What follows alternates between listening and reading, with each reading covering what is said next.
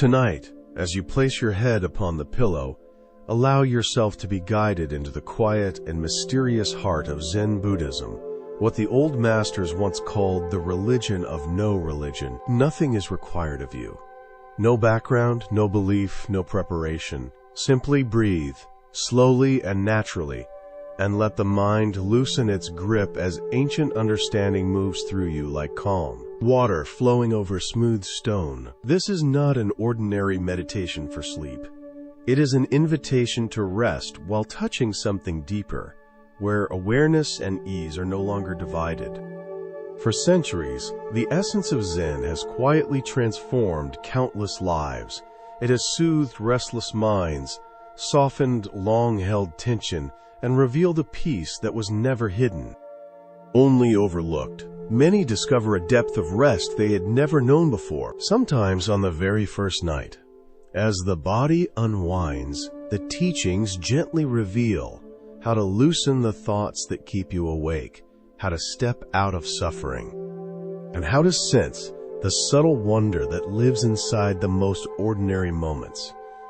Nothing dramatic is required. Nothing needs to change. Something simply becomes visible. These teachings speak to something beneath identity, culture, and belief. They are not addressed to a role you play, but to the quiet presence that has always been here. Buddhism stands apart from many traditions in a simple and radical way. Where other paths often rest upon belief in gods, souls, or sacred revelations, this path turns attention inward, toward direct experience. The Buddha never demanded faith in what could not be verified. He encouraged investigation, observation, and personal insight. When asked about the nature of God, the beginning of the universe, or what happens after death, he often chose silence, or offered a story that redirected the listener back to what was immediately present. There is an old account of two young priests who debated the highest path to union with Brahma, the creator god of their tradition. They sought the Buddha's opinion. He asked them a simple question: had anyone in their lineage, even 7 generations back, seen Brahma with their own eyes? When they admitted that none had, he described their goal as empty and misguided. Not because he insisted that gods do not exist, but because such beliefs do not lead to liberation. In Buddhist thought, gods and celestial beings may exist, powerful and radiant, living for vast stretches of time, yet they remain bound to birth, decay, and death. They move within the same cycle as humans, only under more pleasant conditions. Even the highest beings are not free from impermanence. One story describes a monk traveling through many heavenly realms, asking the gods about the ultimate truth of existence. At last he reaches Brahma himself, only to discover that even this exalted figure lacks the answers, hiding his uncertainty behind pride. To seek final truth from gods, the Buddha suggested, is like asking for directions from someone who is also lost. This is why Buddhism can be called a religion of no religion. It offers a spiritual path without reliance on a supreme creator, a path grounded in seeing clearly rather than believing deeply. To understand this path, it helps to understand the one who walked it first. Siddhartha Gautama was born over 2,500 years ago, a prince raised in comfort and protected from life's harsher realities. Sheltered within palace walls, he knew pleasure but not pain, ease but not loss. When he finally ventured beyond those walls, he encountered what he had never seen before: old age, sickness, and death. These encounters shattered the illusion of safety and permanence that had surrounded him. He saw that suffering was not an exception, but a condition shared by all beings. Moved by this realization, he abandoned his royal life and set out to understand suffering at its root. He studied with teachers, practiced severe disciplines, starved his body, denied himself comfort, and pushed himself to the edge of death. Yet clarity did not arise. Eventually, he understood that self-torture was no more liberating than indulgence. He chose a middle way, neither clinging to pleasure nor attacking the body.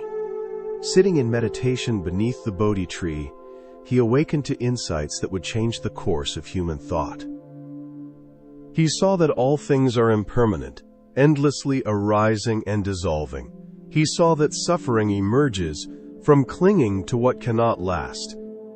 He saw that what we call the self is not a fixed entity but a flowing process, inseparable from everything around it.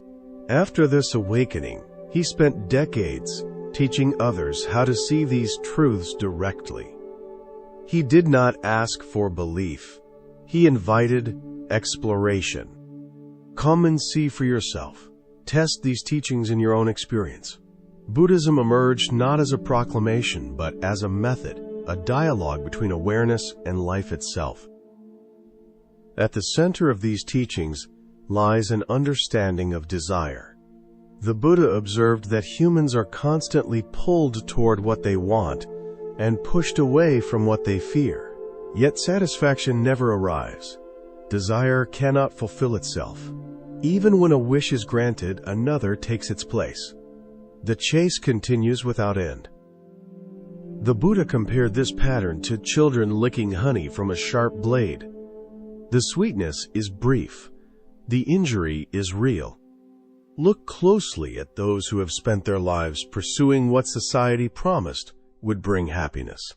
Many carry invisible scars, layers of disappointment etched into their being.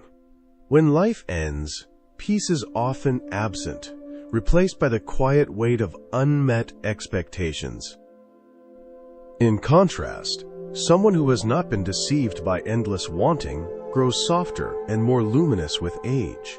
Their presence becomes simpler, clearer. In death, there is grace rather than regret. Authentic living does not decay with time, it ripens. The Buddha did not suggest suppressing desire. He suggested observing it, watching how it moves, how it promises, how it fades. In that observation, two truths become clear. Desire cannot be satisfied. Understanding this, craving dissolves on its own. What remains is stillness, ease, and a freedom that does not depend on fulfillment. A natural contentment that requires nothing. Buddhism also offers a vision of existence, often illustrated as a wheel with 6 realms. These realms can be seen as literal or as reflections of inner states. At the highest levels are the realms of the gods, marked by pleasure, power, and long life. At the lowest are hell realms, defined by intense suffering. Between them lie the realms of hungry ghosts, beings with endless appetite and no satisfaction. The animal realm of instinct and unawareness, the realm of angry spirits consumed by conflict, and the human realm, balanced between pain and possibility. These realms need not be distant worlds. They appear within the mind. Moments of bliss mirror the heavenly realms. Periods of rage resemble the realm of angry spirits. Deep dissatisfaction reflects the hungry ghost state. Numbness and habit mirror the animal realm. Intense despair feels like hell. The human realm appears when awareness is balanced, when choice is possible. Movement along this wheel happens constantly. Improvement lifts you upward. Harm pulls you downward. Yet the wheel itself remains a trap. Whatever rises eventually falls. Endless refinement leads to exhaustion. Like a blade sharpened until it wears away, enlightenment does not exist on the wheel. It is freedom from the wheel altogether. Trying to become better binds you with chains of gold. Becoming worse binds you with chains of iron. Liberation lies beyond both. At the heart of Buddhist insight is a challenge to the idea of a fixed, separate self. This does not deny existence. It questions separation. You exist, yet not as an isolated entity. The sense of self arises through contrast. I am here because you are there. Look deeper, and the boundaries blur. Like continents on a map, appearing separate on the surface yet connected beneath the ocean, separation fades as depth increases. At the core of being, there is no solid self, no permanent soul. This teaching can feel unsettling, without something eternal to hold on to. Life may seem meaningless, yet the Buddha saw that clinging to a permanent self is the very source of suffering. When this illusion loosens, a different kind of peace appears, one that does not depend on identity, permanence, or survival. This freedom does not arrive as something added. It is revealed as something uncovered. When the idea of a separate self relaxes, life no longer feels like a personal struggle against the world. Experience continues. Thoughts arise. Sensations come and go, yet there is no owner standing apart from them. Just as waves rise and fall within the ocean without being separate from it. Thoughts and feelings move within awareness without defining it. What you truly are is not diminished by this realization. It is expanded beyond boundaries.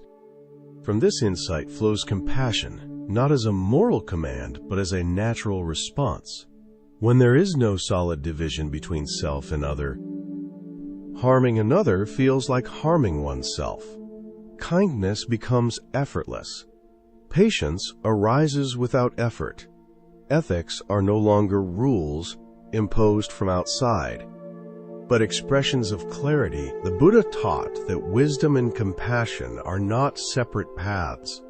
They grow together from the same understanding. Meditation, in this light, is not a technique to achieve something special. It is a way of seeing clearly what is already happening. Sitting quietly, breathing naturally, you begin to notice the restless movements of the mind. Thoughts appear, linger briefly, and fade.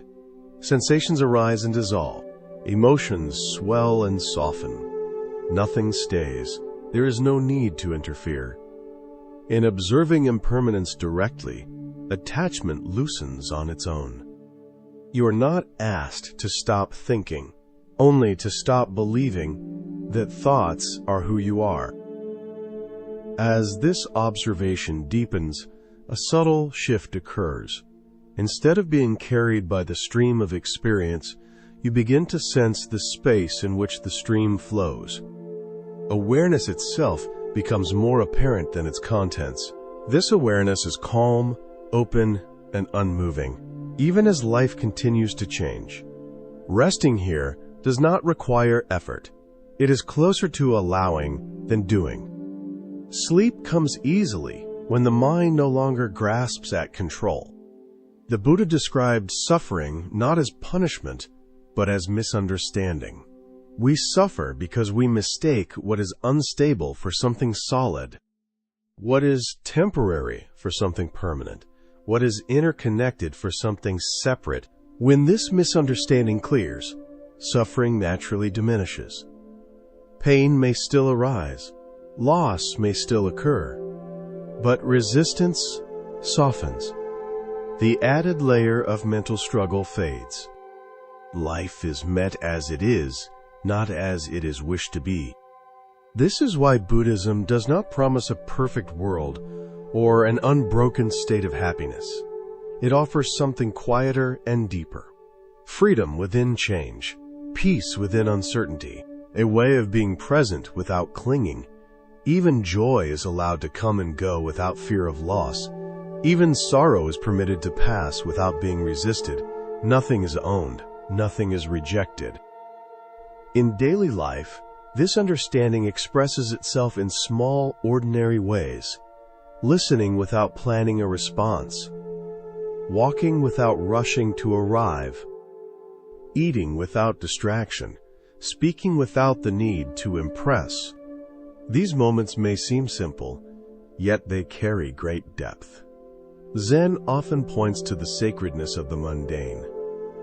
Chopping wood, carrying water, breathing in, breathing out. Awakening is not elsewhere. It is found here, in what is already happening. The mind often seeks extraordinary experiences, visions, or altered states. Zen gently redirects attention back to simplicity. Enlightenment is not fireworks. It is intimacy with reality. Seeing things as they are, without distortion. When expectations fall away, clarity remains. When effort relaxes, presence deepens. What you have been searching for stops hiding when you stop chasing. Even the concept of enlightenment can become an obstacle if clung to. The Buddha warned against turning the teachings into beliefs to defend or identities to protect. The teachings are tools, like a raft, used to cross a river. Once the crossing is complete, the raft is left behind. Holding on to it only creates burden. Zen often uses paradox, silence, or sudden gestures to shake the mind free from fixation. Truth cannot be captured by concepts. It can only be lived.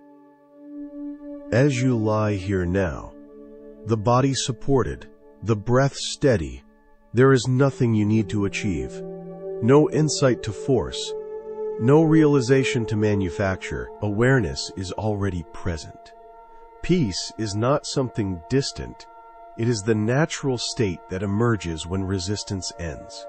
Even restlessness is allowed. Even wandering thoughts are welcomed. Nothing is excluded. Sleep, in this way, becomes a gentle letting go, not a collapse into unconsciousness, but a soft sinking into trust. The mind releases its grip. The body follows. Awareness remains. Quiet and spacious, like the night sky holding passing clouds. Dreams may come, or silence may deepen. Either way, nothing is wrong. Zen points beyond fear of death by revealing the absence of a fixed self to be lost. What arises continues to arise. What fades continues to fade. Life flows without interruption. Birth and death are movements within a larger continuity. When this is seen, anxiety loosens. The present moment becomes enough. The Buddha did not offer comfort through promises of eternity. He offered peace through understanding, a peace that does not depend on believing in something beyond experience, a peace that can be touched here and now. In the simplicity of being aware, this is why his teaching has endured, not because it answers every question, but because it dissolves the need to ask them. As night deepens, you may notice spaces between thoughts growing longer, breath becoming softer, the sense of a center loosening. There is no need to follow these changes. Simply allow them. Like leaves drifting on water, experience moves on its own. You are not required to steer. In this allowing, the heart rests. The mind settles. What remains is clear, open, and at ease. Not owned, not controlled, simply present.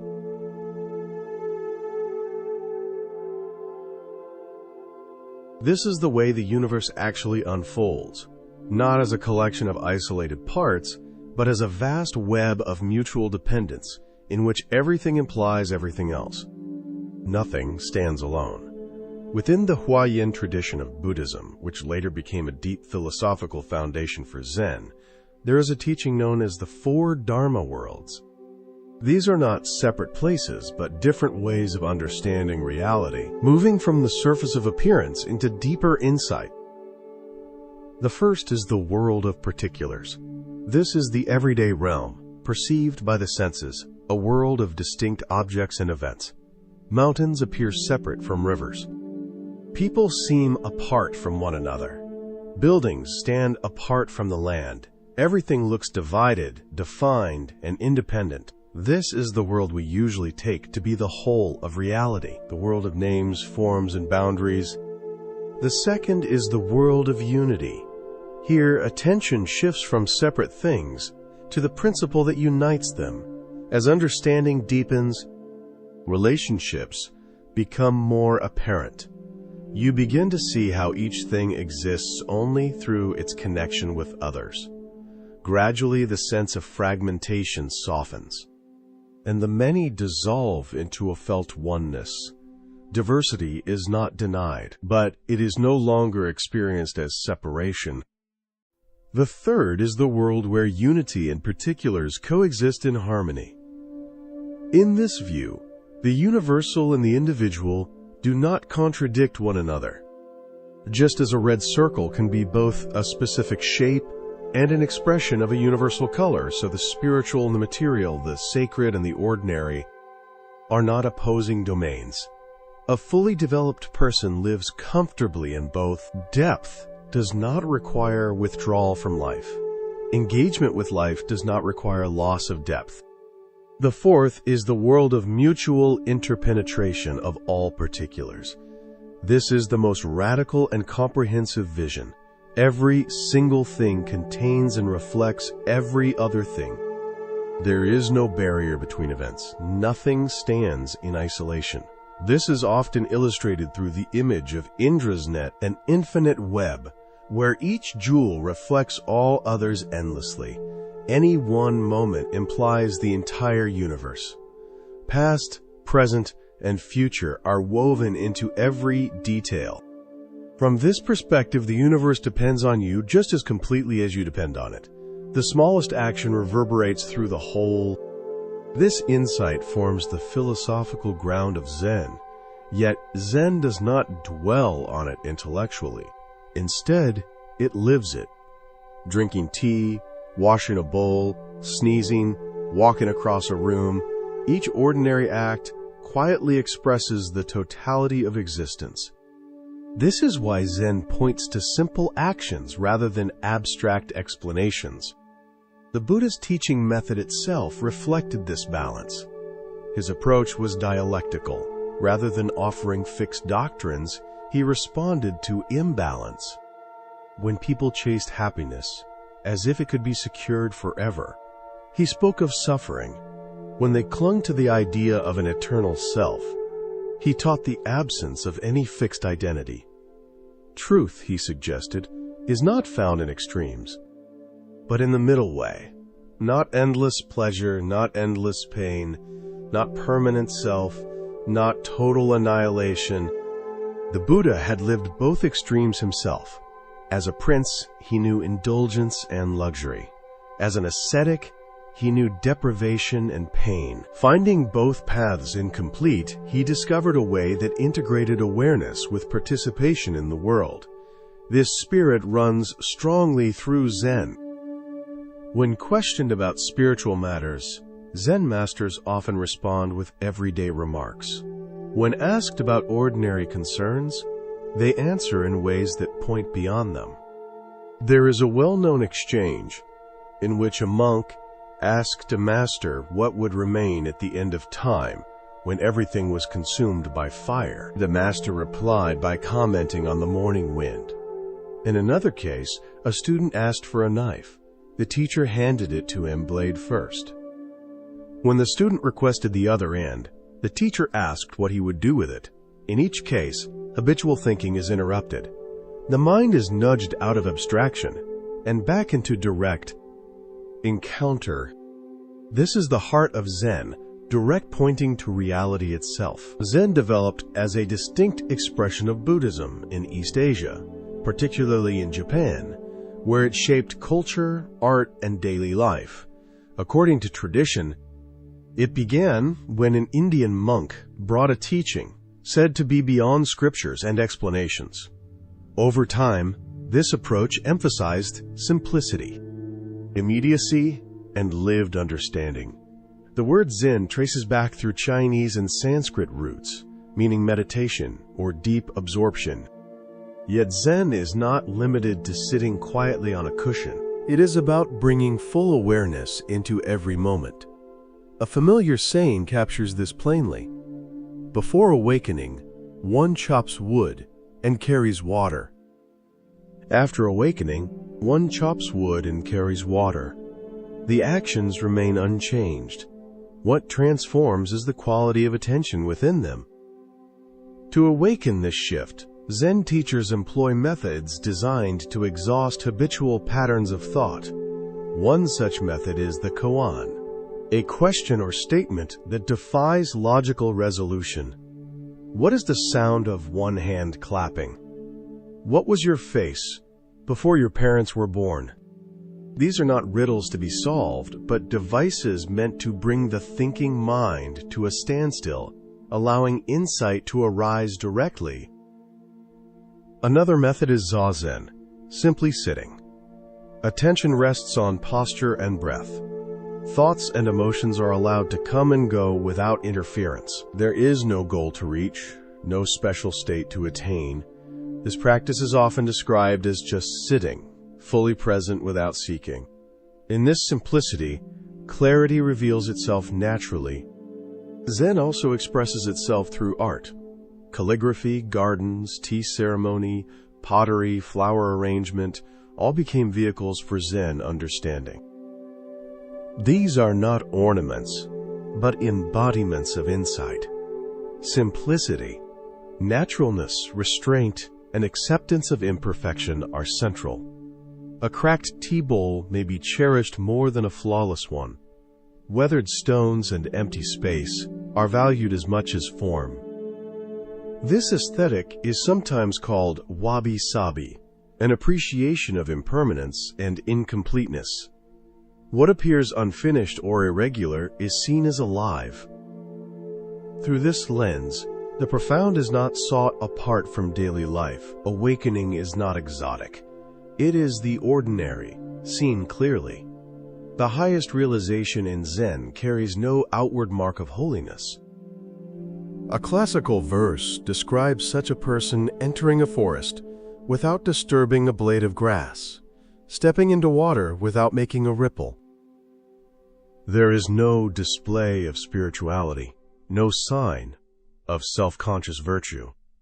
This is why Zen art so often depicts simple scenes. Pine branches, rocks, bamboo, a frog leaping into a pond. Basho's famous poem says nothing more than this: an old pond, a frog jumps in, the sound of water. There is no explanation offered. The moment is complete as it is. When fully received, it contains everything. Another distinctive feature of Zen training is the use of what might be called the double bind. The student is placed in situations where contradictory demands make ordinary effort impossible. Life itself often does this. Be spontaneous, be natural, be free. The very attempt to obey such commands creates tension. Zen makes this contradiction explicit. A teacher may ask a student to show their true self. Any attempt to do so becomes artificial. Yet refusing to respond is also a response. The student is trapped. When someone asks how to eliminate desire, the teacher points out that the desire to eliminate desire is still desire. Trying to escape the trap only tightens it. Even the effort not to try becomes another form of trying. Zen compares this to a mosquito attempting to bite an iron bull. Nothing works. When the situation is seen clearly, the sense of a separate doer collapses. There is no isolated ego struggling at the center. What seems solid is revealed as a convenient fiction, useful for social life but empty at its core. This is why Zen warns that correct methods used with the wrong attitude lead to the wrong result. Meditation practiced in order to gain status, achievement, or identity only strengthens the very self it is meant to dissolve. The intention undermines the practice. Freedom cannot be acquired as a possession.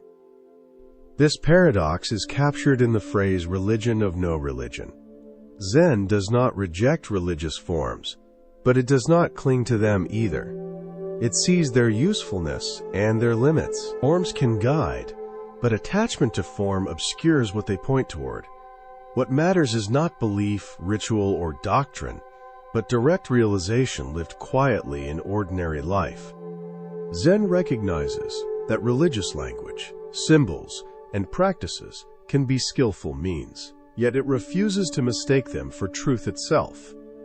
Forms are fingers pointing to the moon.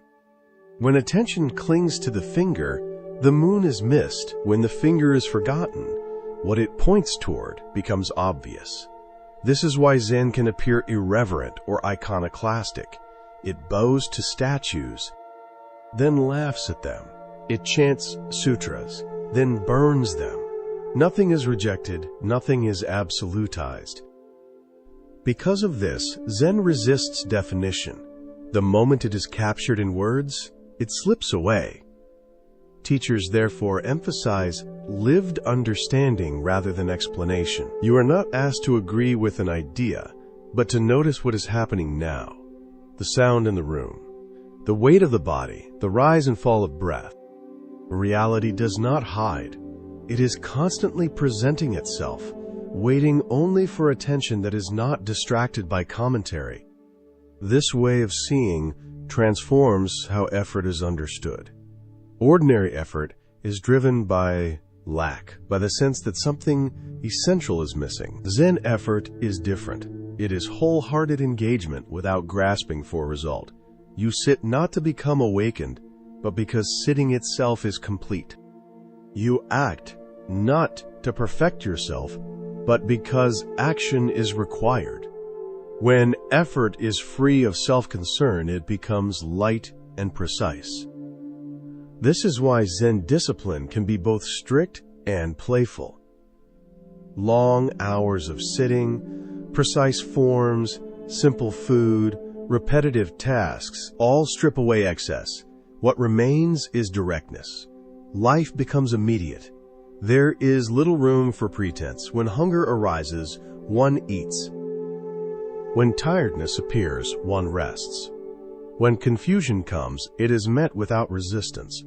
Nothing is dramatized. In this simplicity, a quiet joy emerges. Not excitement, not pleasure, but ease. The ease of not being at war with experience. The ease of not having to defend an image of who one is. This joy does not depend on circumstances. It appears in silence, in routine, in work. It does not announce itself. It is felt as rightness. Zen often speaks of suchness, things as they are before naming and judging. A cup is simply a cup. A sound is simply a sound. When the mind stops interfering, the world reveals itself freshly. Familiar things regain vividness. Colors seem clearer. Movements feel more alive. Nothing mystical has been added. What changed is the absence of mental overlay. This absence is not emptiness in the sense of nothingness. It is openness. Emptiness in Buddhism means that things do not exist independently. They arise through conditions. Because they are empty of fixed essence, they are flexible, responsive, alive. A rigid self cannot adapt. An empty self flows with circumstances. From this perspective, compassion is not a duty. It is the natural expression of clarity. When separation dissolves, concern for others arises spontaneously. Helping does not feel like sacrifice. It feels like alignment. Even restraint becomes gentle. One does not need rules to avoid harm when harm is felt directly. Zen training often unfolds through long periods of apparent stagnation. Nothing seems to happen. Insight does not arrive on schedule. Frustration surfaces. Doubt appears. This, too, is part of the path. The urge to measure progress is itself a habit of the self. When that habit weakens, practice deepens quietly. Moments of insight may arise suddenly. A sound, a gesture, a phrase overheard. The mind drops its tension, and everything appears obvious. Such moments are not owned. They are not achievements. They come and go. What matters is not the experience, but the integration of seeing into daily life. Zen emphasizes this integration. After insight, laundry still needs to be done. Meals still need to be cooked. Relationships still require care. Awakening does not remove difficulty. It changes how difficulty is held. Problems are addressed directly, without added resistance. Failure is not personalized. Success is not clung to. This groundedness is why Zen has influenced so many ordinary activities. Archery, swordsmanship, tea, gardening. Each becomes a field of awareness. Precision without tension, focus without rigidity, action without excess thought. In such activities, the sense of a separate doer fades. There is only doing. The teacher-student relationship in Zen reflects this emphasis. Teachers do not present themselves as authorities dispensing truth. They mirror, provoke, challenge. Sometimes they remain silent. Sometimes they shout. Sometimes they answer a question by sweeping the floor. The aim is not information, but awakening. Because of this, Zen's stories often seem puzzling. A master lifts a finger. Another closes a door. A third laughs. These gestures bypass analysis. They point directly. When the mind tries to interpret, it misses the point. When interpretation stops, understanding appears. This style can feel frustrating to those seeking certainty. Zen offers no final answers. It removes the need for them. When reality is met directly, questions dissolve, not because they are answered, but because they lose relevance. In this way, Zen aligns with the Buddha's original invitation. Do not believe. See. Do not adopt views. Observe experience. Do not cling to teachings. Use them, then release them. What remains is intimacy with life as it unfolds. As night deepens and the mind grows quieter, this intimacy becomes easier to sense. Laughter sounds soften, thoughts slow. The body sinks into rest. Nothing needs to be understood. Nothing needs to be resolved. Awareness holds everything without effort. Sleep arrives naturally when striving ends. Even wakefulness is no problem. Rest is found not only in sleep, but in the absence of resistance. The mind can rest while awake. The body can rest while breathing continues. Letting go is not something you do. It happens when you stop holding. Zen does not promise escape from the world. It reveals that there was never a separate world to escape from, only experience, appearing moment by moment, complete as it is. When this is seen, fear loosens, desire softens, life becomes workable. Nothing extraordinary is required. Just this moment, just this breath, just this.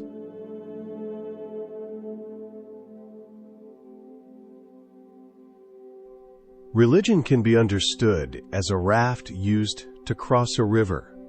It serves a purpose. It carries you from one shore to another. Once the crossing is complete, carrying the raft further only becomes a burden. Yet many people grow so attached to religious forms that they never step off. They move back and forth endlessly, mistaking the vehicle for the destination. In such cases, the teacher becomes like a ferryman who never reaches the far shore himself. There is a need for someone to return with the raft to help others cross. But this requires remembering why the raft exists at all. Its purpose is freedom, not dependence. When too many gather on the raft, when rules, symbols, and hierarchies become the focus, the means replaces the end. Zen illustrates this understanding through a series of images known as the 10 ox herding pictures. They trace stages of realization, ending not in withdrawal, but in return. The final image shows a person walking back into the marketplace with open hands. Enlightenment has been realized in earlier stages, yet there is no display of holiness. The figure blends into ordinary life, helping others quietly. This expresses the bodhisattva ideal, one who awakens yet chooses to remain engaged with the world out of compassion. Returning to the source is not the same as never having left. Wisdom does not reject the world. It enters it fully. A famous Zen master once said that if you meet the Buddha on the road, you should kill him. This shocking statement is not a call to violence, but a warning against attachment. Even the Buddha, even the most sacred image, can become an obstacle if clung to. Awakening requires releasing every concept, every ideal, every image, no matter how revered. Truth cannot be possessed. This quality is what makes Zen resonate across cultures. Though it emerged within Buddhist traditions, its essence points beyond cultural boundaries. It speaks to a universal possibility, living with greater presence, clarity, and freedom from automatic patterns of thought. In a world that is constantly connected, yet deeply distracted, Zen offers a way back to wholeness. Most of the time, attention is scattered. It moves between regrets about what has passed and anxieties about what might come next. The present moment, the only moment ever actually lived, is overlooked. Zen brings attention back to what is happening now, not as a technique, but as a way of being. An old Zen story captures this vividly. A man runs through a field and encounters a tiger. He flees until he reaches a cliff, then climbs down a vine. Above him, the tiger waits. Below, another tiger circles. Two mice begin to gnaw at the vine. In that moment, the man notices a wild strawberry growing nearby.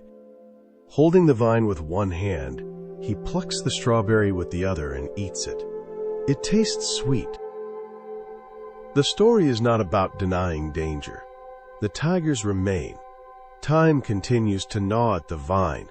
Yet in this very moment, there is a strawberry. There is the direct, vivid experience of being alive.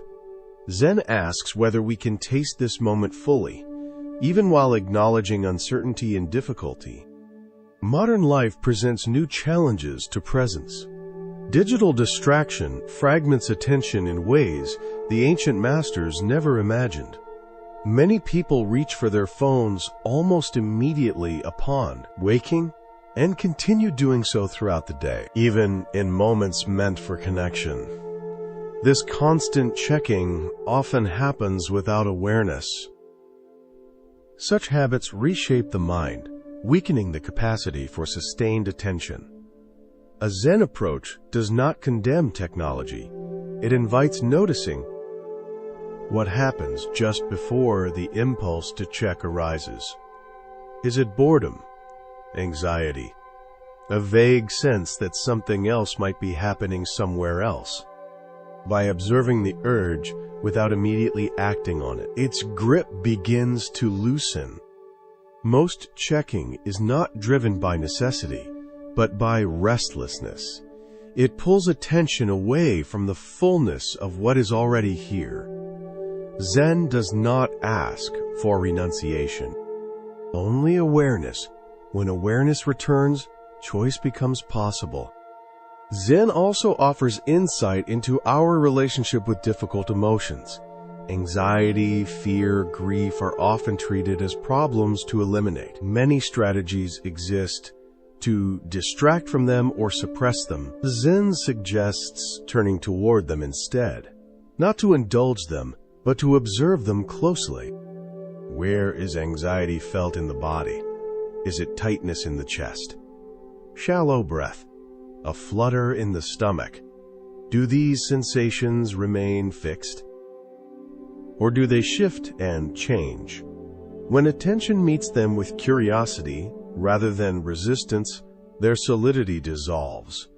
They are seen as movements, not threats. The emotion may still arise, but it no longer dominates. This reflects a central Zen insight. Resistance intensifies suffering. Fighting what is already present creates an added layer of tension. When experience is met openly, a freedom appears that does not depend on circumstances changing. In the realm of work and achievement, Zen offers a perspective that can seem counterintuitive. Modern culture often celebrates ambition, optimization, constant improvement. Zen observes that relentless striving frequently undermines fulfillment. A person may organize their life around future goals, only to discover they are never fully present for their own experience. A Zen master might ask a highly successful individual when they actually live, is life always postponed until the next milestone? When was the last time a cup of tea was tasted without thinking about what comes next? Life does not occur in plans. It unfolds now. Zen does not reject effort or meaningful work. It questions the belief that fulfillment lies somewhere ahead. When attention is always pulled into the future, the present is sacrificed. Many discover this too late, achieving what they wanted only to feel an unexpected emptiness. Zen invites a lighter grip on ambition, allowing satisfaction to arise within the process rather than waiting for an outcome. Zen also speaks quietly but clearly about aging, illness, and death. These realities are often treated as failures or enemies, creating fear and resistance. Zen encourages direct engagement with impermanence. A hospice nurse who practiced Zen described how this transformed her work. Instead of viewing death as defeat, she approached it as a natural transition. Sitting with a dying man, she chose presence over distraction. No forced conversation, no avoidance. Just quiet attention to his breathing. At one point, he thanked her for not being afraid to be there. This revealed how fear of mortality often prevents true companionship at the moments it is most needed. Zen does not erase fear of death. It invites intimacy with impermanence. By seeing clearly that nothing lasts, possessions, roles, bodies, identities, each moment becomes precious. Grasping softens. Appreciation deepens. A person who lives without being deceived by endless desire grows gentler with age. There is a simplicity, a clarity that remains. In death, such a person may appear even more luminous than in life. Aging brings depth rather than bitterness. When life has been lived authentically, its final moments can carry great beauty. Those who spend their years chasing illusions often reach old age worn and hardened, marked by disappointment. Desire cuts again and again. Few face death peacefully when life has not been truly lived. But someone who has burned brightly, fully present, may shine most intensely at the end. Their entire being gathers into that moment. Zen also reshapes how relationships are seen. Many conflicts arise from fixed stories about who others are and how they should be. These narratives harden perception. A simple exercise can be transformative. Two people sit facing each other, silently, for several minutes. No speaking, no defending, just looking. When the filters of past grievances and future expectations fall away, something new becomes visible. One partner may suddenly see the other as they are now, not as a character in an old story. This kind of seeing creates space for genuine connection. Zen invites this quality of seeing into every relationship, not projecting, not demanding, meeting what is present. When stories loosen, intimacy becomes possible again. This kind of seeing does not rely on agreement or resolution. It arises from presence. When attention rests fully with another person, without rehearsing arguments or defending an identity, something softens. The other is no longer reduced to a role or a history. They appear as a living process, changing moment by moment. In that seeing, compassion naturally emerges, not as sentiment but as understanding. Zen practice does not promise perfect relationships. It reveals how much suffering is created by clinging to fixed images. When those images loosen, communication becomes simpler. Listening deepens. Silence becomes less threatening. Even conflict can be met without hardening. What matters is not control, but contact. At its core, Zen continually points back to direct experience. Not ideas about life, but life itself. Not beliefs about awareness, but awareness as it is now. This is why Zen teachings often sound repetitive or circular. They are not meant to build a system. They are meant to wear away habits of abstraction until what remains is simple seeing. This simplicity is sometimes misunderstood as indifference.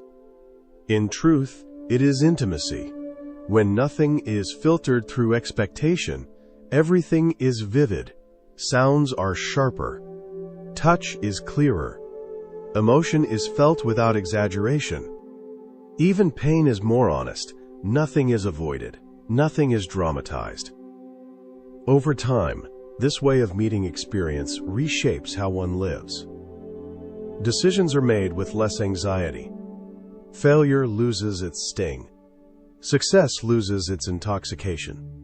There is a steadiness that does not depend on conditions. Life continues to rise and fall, yet something remains unmoved within the movement. Zen does not claim ownership of this understanding. It appears wherever attention is undivided, wherever someone meets the present moment without resistance. Zen is already there. This is why it can appear in unexpected places, in conversation, in work, in rest, in grief, in joy. The practice is not about becoming special. It is about becoming ordinary in the deepest sense. Ordinary not as dull, but as uncontrived, free from the need to stand out or to hide. When self-consciousness relaxes, naturalness returns. Actions become appropriate without calculation. This is also why Zen places so little emphasis on personal history. Who you were yesterday does not define what is possible now. Each moment is fresh. Each breath arrives without memory. Awakening is always now or not at all. As awareness stabilizes, gratitude arises quietly. Not gratitude for specific outcomes, but for being able to experience it all. The simple fact of breathing, sensing, being aware becomes enough. Life no longer needs justification. Zen teachers often say that nothing needs to be fixed. This does not mean ignoring injustice or suffering. It means seeing clearly before acting. Action that arises from clarity is precise. Action driven by agitation often multiplies harm. When mind and action align, effort becomes effective. In this way, Zen offers a foundation for ethical living, without moral rigidity. Harm is avoided not because of rules, but because its consequences are felt directly. Care arises naturally when separation fades. Responsibility is taken without burden. The path does not end in certainty. It ends in openness. Questions may still arise, but they no longer demand answers. Mystery is allowed. Not knowing becomes comfortable. The need to control loosens. As night continues and the mind settles, these understandings do not need to be held. They can fade like echoes. What remains is the simple fact of being here. The body breathing, the mind resting, awareness open. There is nothing to add, nothing to remove. Just this unfolding moment, complete as it is.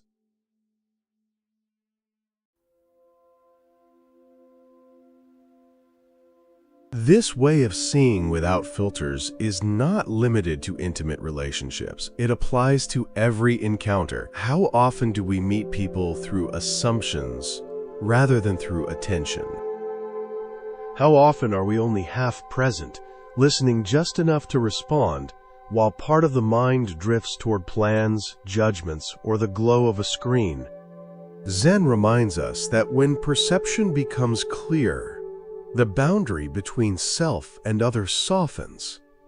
The happiness we see in another is not separate from us, and neither is their pain. From this recognition, compassion arises effortlessly, not as duty, but as resonance. There is a well-known Zen tale that illustrates this. Two monks once walked along a muddy road and came upon a young woman dressed in a fine silk kimono. A large puddle blocked her way, and she could not cross without ruining her clothes. Without hesitation, the older monk lifted her and carried her safely to the other side, then continued on his path. Hours passed in silence until the younger monk finally burst out. Disturbed, "We are forbidden to touch women," he said, "especially someone young and beautiful." "Why did you do that?" the elder monk replied calmly.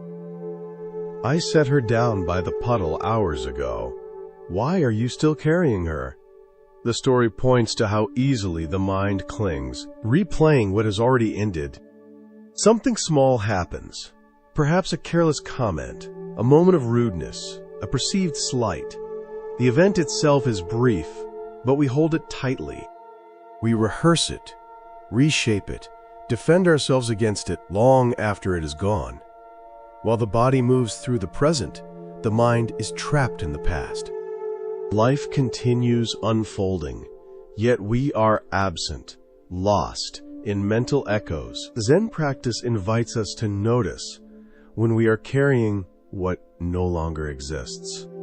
Another place where this insight becomes especially valuable is in our relationship with the inner critic. Almost everyone knows this voice. It judges, compares, condemns, and whispers that we are not enough. Because it has been present for so long, it feels authoritative, as though it speaks the truth. Zen sees it differently, not as wisdom but as conditioning. A writer once described his struggle during a retreat. Each time he tried to write, a voice arose, telling him his work was meaningless, and that he was deceiving himself by even trying. The teacher listened, and then asked a simple question. When that voice speaks, who is listening? The question cut through the story. The writer saw that something in him was aware of the voice. He was not identical to it. The teacher suggested that whenever the voice appeared, he should simply notice it as thinking and return to the sensation of breathing. This did not silence the critic forever. Instead, it changed the relationship. The voice could arise without dominating, by neither suppressing it nor obeying it. Space opened. Creativity resumed, not because doubt vanished, but because it no longer ruled. This reflects a central Zen understanding. Thoughts are events, not identities. They drift through awareness like clouds through an open sky. The sky itself remains untouched. When we rest as awareness, rather than chasing every thought, self-judgment loosens. There is room to act without constant self-surveillance. Life becomes simpler, not because challenges disappear, but because we stop adding unnecessary layers of resistance. This simplicity also extends to how we relate to things. Modern culture insists that fulfillment lies just one purchase away. More objects, more upgrades, more experiences are promised as solutions to dissatisfaction. Zen quietly questions this assumption. Many discover that accumulation brings only brief pleasure, followed by renewed craving. One man, outwardly successful, described his decision to downsize. He moved from a large house filled with costly possessions into a modest space containing only what he truly valued. The shift was not an act of deprivation. It was an experiment in clarity. With fewer things demanding attention, care, and worry, his mind felt lighter. His practice became noticing the impulse to acquire and asking whether it would genuinely support his life or merely distract it. This reflects the Zen sense of simplicity, not as a rigid minimalist rule, but as an expression of discernment. When desire quiets, appreciation deepens, what is already here becomes sufficient. Psychology observes a similar pattern. When inner strength feels absent, people often reach outward to compensate. Power is sought through possessions, status, or ambition. A fast car, an impressive title, public recognition temporarily mask inner doubt. Whatever feels lacking inside is pursued externally. When there is a sense of inner completeness, this frantic reaching relaxes. One can rest in being rather than proving. To understand why Zen points so consistently in this direction, it helps to look at its roots. Zen did not arise suddenly. It grew from centuries of Buddhist inquiry. Buddhism began in India with Siddhartha Gautama in the 5th century BCE. As it spread across Asia, it adapted to different cultures, absorbing local insights. When Buddhism entered China, it encountered Taoist thought, with its emphasis on naturalness, spontaneity, and harmony with the way things are. Out of this meeting, a new expression emerged. The figure traditionally credited with initiating this lineage is Bodhidharma, an Indian monk said to have arrived in China around the 5th century CE. When he met the emperor, who proudly recited his religious accomplishments, Bodhidharma dismissed them as having no true merit. His bluntness reflected the emerging Zen style, direct, uncompromising, uninterested in appearances. This tradition became known as Chan in China, emphasizing direct insight over scripture. It flourished during the Tang dynasty, producing teachers known for unconventional methods meant to interrupt habitual thinking. From China, it traveled to Korea and later to Japan, where it became known as Zen. In Japan, its influence extended beyond monasteries into art, architecture, tea ceremony, gardening, and daily conduct. Over time, different schools developed. Some emphasized sudden insight through paradoxical questions. Others emphasized silent sitting without goal. Though their methods varied, they shared a recognition that awakening is not something to be gained later. It is what remains when striving and conceptual noise fall away. Across all these expressions, the message is consistent. Freedom is not found by adding more, but by seeing clearly. When seeing is clear, life meets itself directly, and nothing extra is required.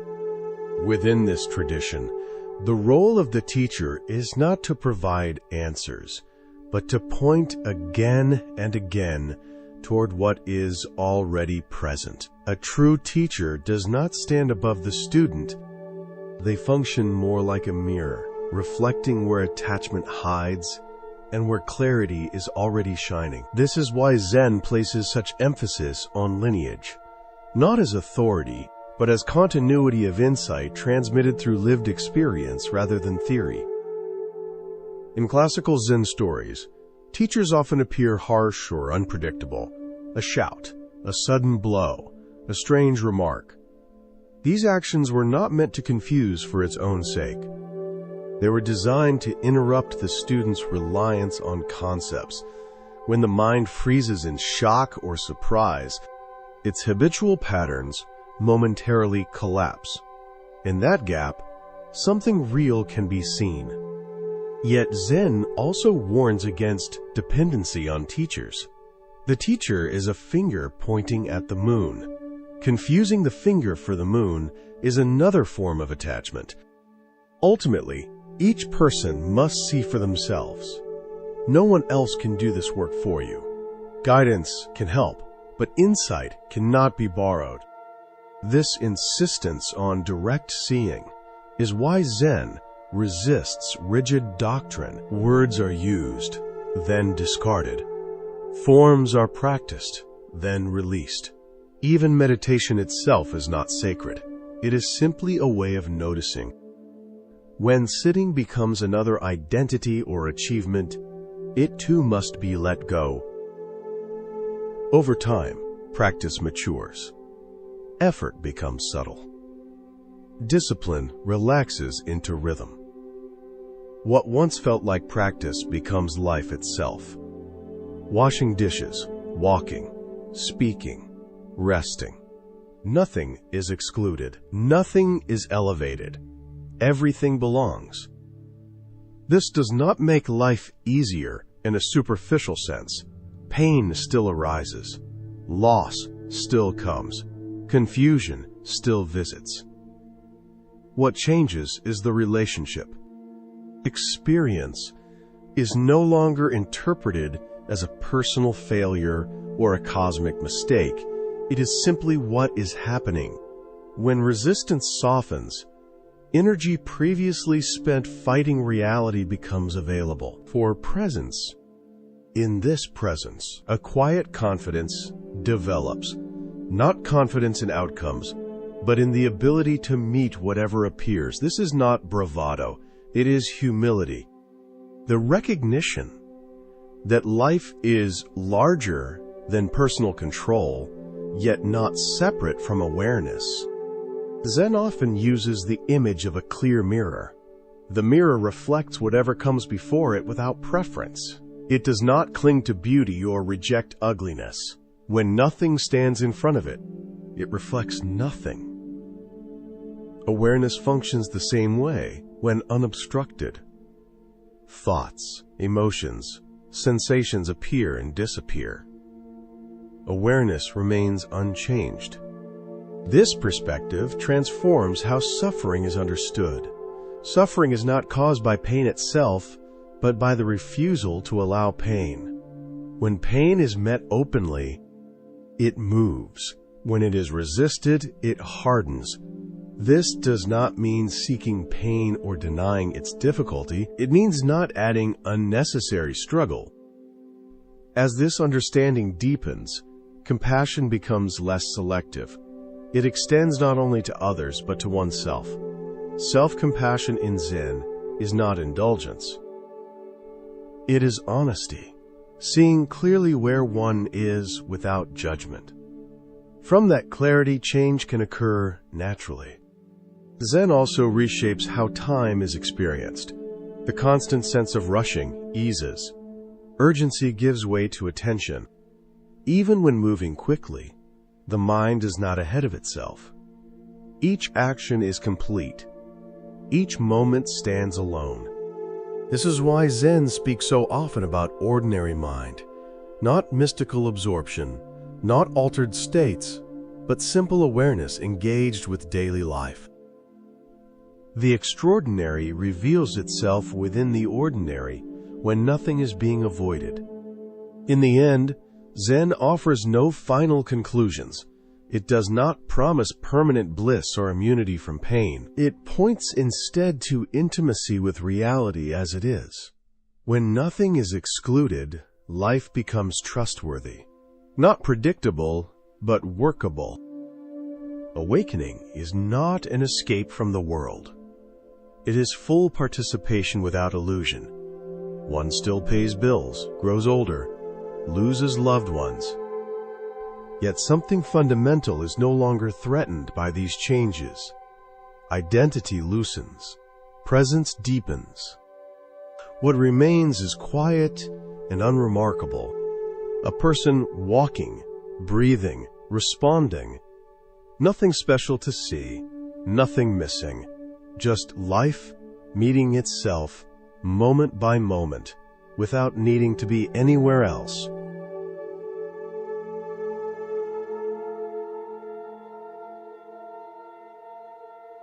Zen differs from many religious traditions in that it does not place ultimate authority in sacred texts alone.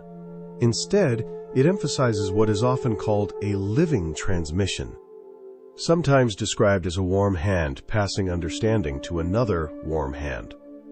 This does not mean that Zen dismisses scriptures or study. Traditional Zen monasteries preserve vast collections of Buddhist texts, and monks are expected to study them carefully. Yet Zen maintains that intellectual comprehension by itself cannot awaken anyone. Something immediate is required. The presence of someone who embodies the teaching rather than merely explains it. According to Zen lore, this direct transmission stretches back in an unbroken line to the Buddha. One famous story tells of the Buddha addressing an assembly without saying a word. He simply held up a flower. Most of the listeners were puzzled, but one disciple, Mahakashyapa, smiled. That silent exchange is said to mark the first Zen transmission, a recognition that truth can be communicated directly without reliance on language. Because of this emphasis, Zen seeks to remain a living tradition rather than a museum of ideas. Each generation renews the insight while staying rooted in the original awakening. A Zen teacher is not there to supply answers or doctrines. Their role is to create conditions in which insight can arise naturally. This often involves undermining the student's tendency to turn practice into another way of strengthening the ego. Teachers may challenge, confuse, or even frustrate students who try to grasp Zen as a concept or use it as a form of self-improvement. In this sense, the teacher functions like a mirror, reflecting the student exactly as they are. Whether the teacher appears gentle or severe is secondary. What matters is the commitment to awakening rather than comfort. Traditionally, working closely with an authentic teacher has been considered essential in Zen. Books and recordings can inspire and inform, but they cannot respond, challenge, or adapt in real time. Still, as Zen has spread beyond monastic settings and across cultures, new forms of teaching have emerged, making practice accessible to people who may never meet a traditional master face-to-face. At the center of Zen practice is Zazen, seated meditation. Unlike techniques designed to produce altered states or specific mental qualities, Zazen is often described simply as just sitting.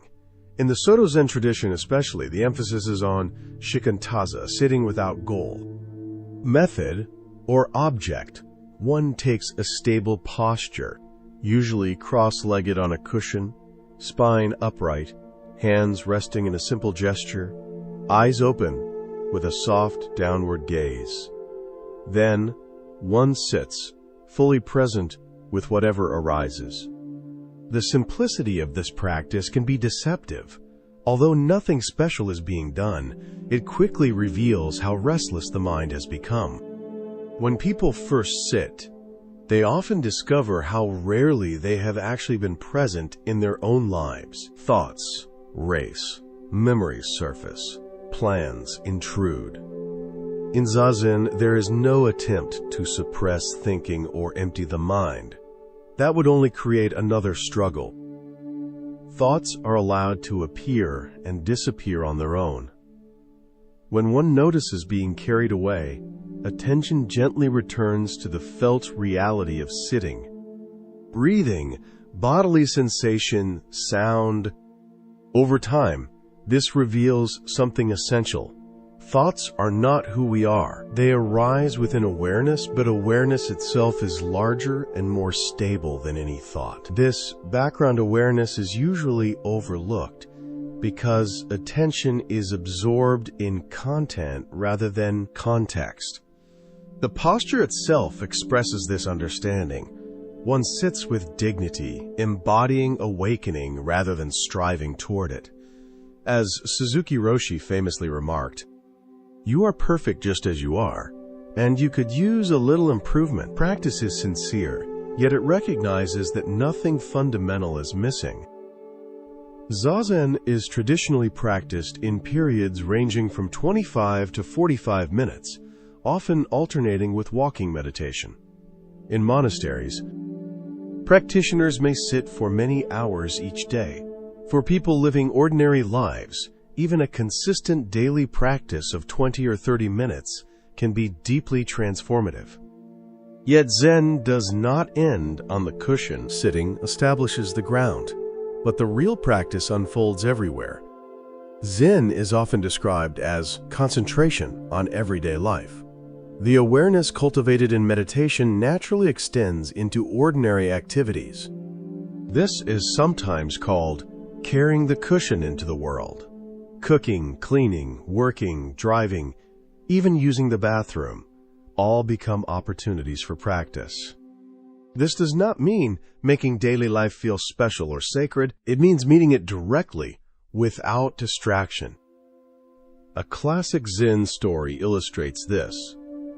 A monk asked his teacher how to practice Zen. The teacher replied, "When you are hungry, eat. When you are tired, sleep." The monk objected that everyone does this. The teacher answered that most people eat while thinking about something else and sleep while dreaming of countless concerns. They do not simply eat or simply sleep. The difference lies not in the activity, but in the quality of presence. Most people move through life on autopilot, pulled between memories and anticipation. Zen invites a waking up from this trance. Nothing about one's life needs to change. What changes is attention. When attention is whole rather than divided, ordinary moments reveal an unexpected richness. Modern teachers have adapted this insight to contemporary life. Simple cues can become reminders to return to presence. A ringing phone, a red traffic light, opening a door, turning on a faucet. Each moment offers a chance to pause and arrive fully. In a world saturated with digital distraction, these small islands of awareness become especially valuable. Zen has also deeply influenced creativity. Its approach to art is not about expressing a personal identity, but about letting the self fall away so something more universal can appear. Traditional Zen arts demand years of discipline and technical mastery. Yet the final step is always the same: releasing control. True expression emerges when the artist disappears. This paradox is sometimes described as a controlled accident. The artist does not dominate the material, but collaborates with it. Clay, ink, stone, or sound each have their own nature. A pot emerges through a dialogue between hands, wheel, and earth. Imperfection is not hidden but honored. Cracks may be filled with gold. A dying leaf may be included in a flower arrangement. These choices reflect a deep acceptance of impermanence. Zen's influence on creativity extends far beyond Asia. Many modern artists, musicians, and writers have drawn from its emphasis on immediacy and spontaneity. For anyone engaged in creative work, Zen offers a shift in orientation. Process matters more than outcome. Allowing matters more than forcing. Creativity is not something one owns, but something one participates in when resistance falls away. Work itself is treated in Zen as a form of practice. In monasteries, manual labor is not separate from meditation. Cooking, sweeping, gardening, repairing buildings are all approached with the same attention as sitting. This contrasts sharply with modern attitudes that treat work as a necessary burden endured for future rewards. Zen suggests that any task, when met with full awareness, can become a doorway to awakening. When attention rests fully in the activity, concern with results fades into the background. The sense of a separate doer softens. There is simply work happening. Psychologists now describe similar states as flow, moments when action and awareness merge and time seems to disappear. Zen has pointed to this for centuries. One simple support is the breath. Awareness of breathing anchors attention in the present while working. Breathing in, knowing that one is breathing in. Breathing out, knowing that one is breathing out. This quiet recognition keeps the mind from drifting into regret or anticipation. In this way, even the most ordinary tasks become expressions of clarity, grounded in the simple fact of being here, now. From this perspective, work is no longer divided into sacred and profane. There is no sharp boundary between practice and productivity. When attention is complete, even repetitive or physically demanding tasks take on a quiet dignity. Sweeping a floor, answering emails, repairing a tool, all become ways of participating fully in life rather than means to escape it. What matters is not the status of the task, but the quality of awareness brought to it. This attitude subtly transforms our relationship with success and failure. When the focus rests on the act itself, outcomes lose some of their power over our sense of worth. Praise and blame arise and pass like weather. Effort remains sincere, but the tight grip of self-evaluation loosens. One works carefully, not to confirm an identity, but because the work itself deserves care. Zen also reshapes how effort is understood. In many areas of life, effort is associated with tension, pushing, and struggle. Zen effort is different. It is steady without being forceful, attentive without being rigid. Like water flowing downhill, it moves continuously without strain. When effort becomes excessive, awareness notices and softens. When laziness appears, awareness notices and engages. Balance is found not through rules, but through sensitivity. As this sensitivity develops, trust grows. Trust not in a belief system, but in direct experience. One begins to trust that awareness is sufficient, that it does not need constant manipulation.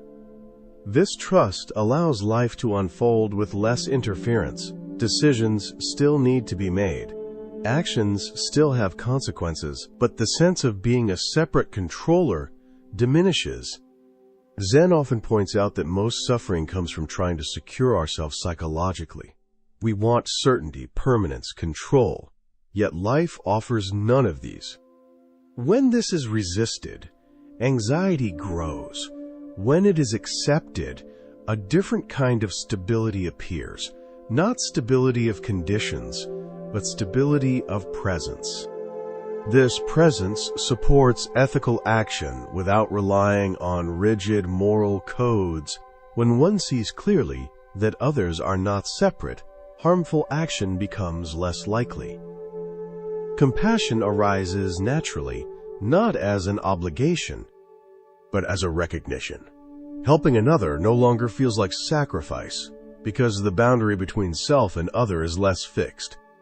Zen teachings rarely emphasize rules, yet traditional Zen communities are often highly disciplined. This is not a contradiction. Structure supports freedom. Form creates the container in which formlessness can be realized. Bowing, chanting, sitting, working together. These forms are not ends in themselves. They are tools that help attention settle and ego soften. When form is clung to, it becomes empty ritual. When form is rejected, practice becomes vague. Zen walks between these extremes. Forms are respected, then released, used fully, then dropped. This flexibility allows Zen to adapt across cultures and eras without losing its essence. As practice deepens, the distinction between meditation and life continues to fade. One does not need to remind oneself to be mindful. Awareness becomes the default. Even moments of distraction are recognized more quickly and released more gently. Nothing needs to be forced. At this stage, Zen practice may appear invisible from the outside. There are no special behaviors, no spiritual display. The practitioner blends into ordinary life. This ordinariness is not dullness. It is intimacy. Each situation is met directly, without excess commentary. Zen literature often ends, not with grand conclusions, but with simple images. A cup of tea cooling, evening light on a wall, footsteps on a path. These images point to a truth that cannot be summarized. Life does not need to be interpreted to be meaningful. It needs to be lived. Ultimately, Zen offers no promise of perfection. It offers participation, to be fully here, in this body, in this breath, in this moment, not as an achievement, but as a fact. When nothing is added and nothing is taken away, what remains is enough. This is why Zen can be described as both deeply practical and profoundly subtle. It does not ask us to escape the world, nor to improve it according to an ideal image. It asks us to see it clearly.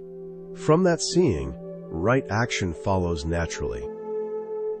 In this way, Zen continues quietly, generation after generation, not as a system to be defended, but as an invitation to stop, to look, and to discover that what we have been seeking has never been absent.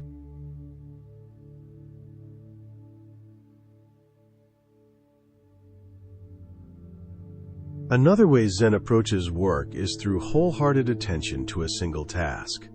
In a culture that praises multitasking as efficiency, Zen quietly points out that attention is not infinite. When it is divided, it weakens. When we attempt to juggle many things at once, quality suffers and the mind becomes fatigued.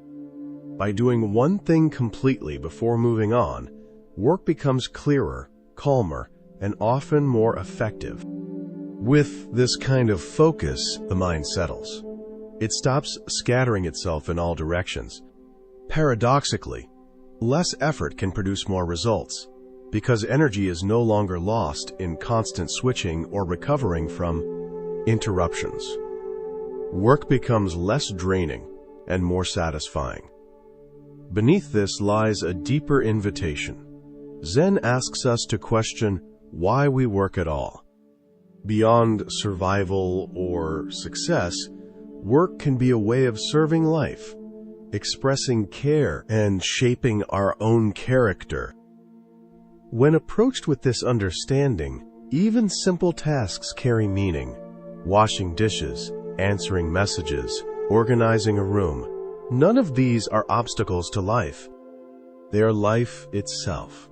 Zen ethics grows naturally from this same understanding. Though Zen is often associated with meditation or insight, it also offers a grounded approach to ethical living, rooted in awareness rather than obedience.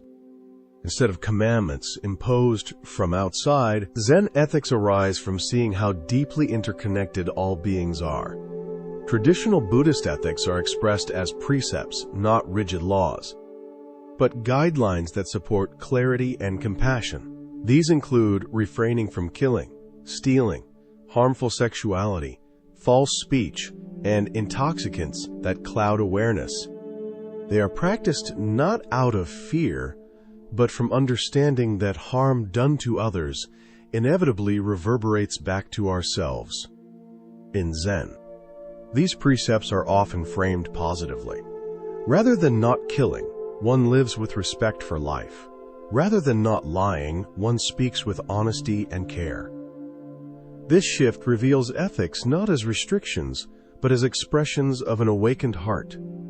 Beyond rules, Zen emphasizes responsiveness. Each situation is unique. What helps in one moment may harm in another. Ethical action requires presence and discernment, not blind adherence. A well-known Zen exchange captures this. Asked about the essence of Buddhism, a teacher replied, "Do good, avoid harm, purify the mind," when even a child could understand this. The teacher answered that even an old person finds it hard to live. The point is clear. Ethical wisdom is simple. Ethical embodiment is lifelong practice. In a complex world, Zen ethics avoids both rigid moralism and careless relativism. By grounding action in awareness of interconnection and direct experience, it offers a flexible yet steady compass for navigating difficult choices. Relationships are one of the richest fields for this practice. They bring joy and pain, intimacy and misunderstanding. Zen treats relationships not as distractions from practice, but as practice itself. A core Zen insight is the absence of a separate self. When this is seen clearly, the boundary between self and other softens. Individuality remains, but it is no longer isolated. From this view, relationships are no longer transactions. The question shifts from, "What do I get?" to, "How does this connection support growth for everyone involved?" Presence becomes essential. Many interactions happen while attention is elsewhere.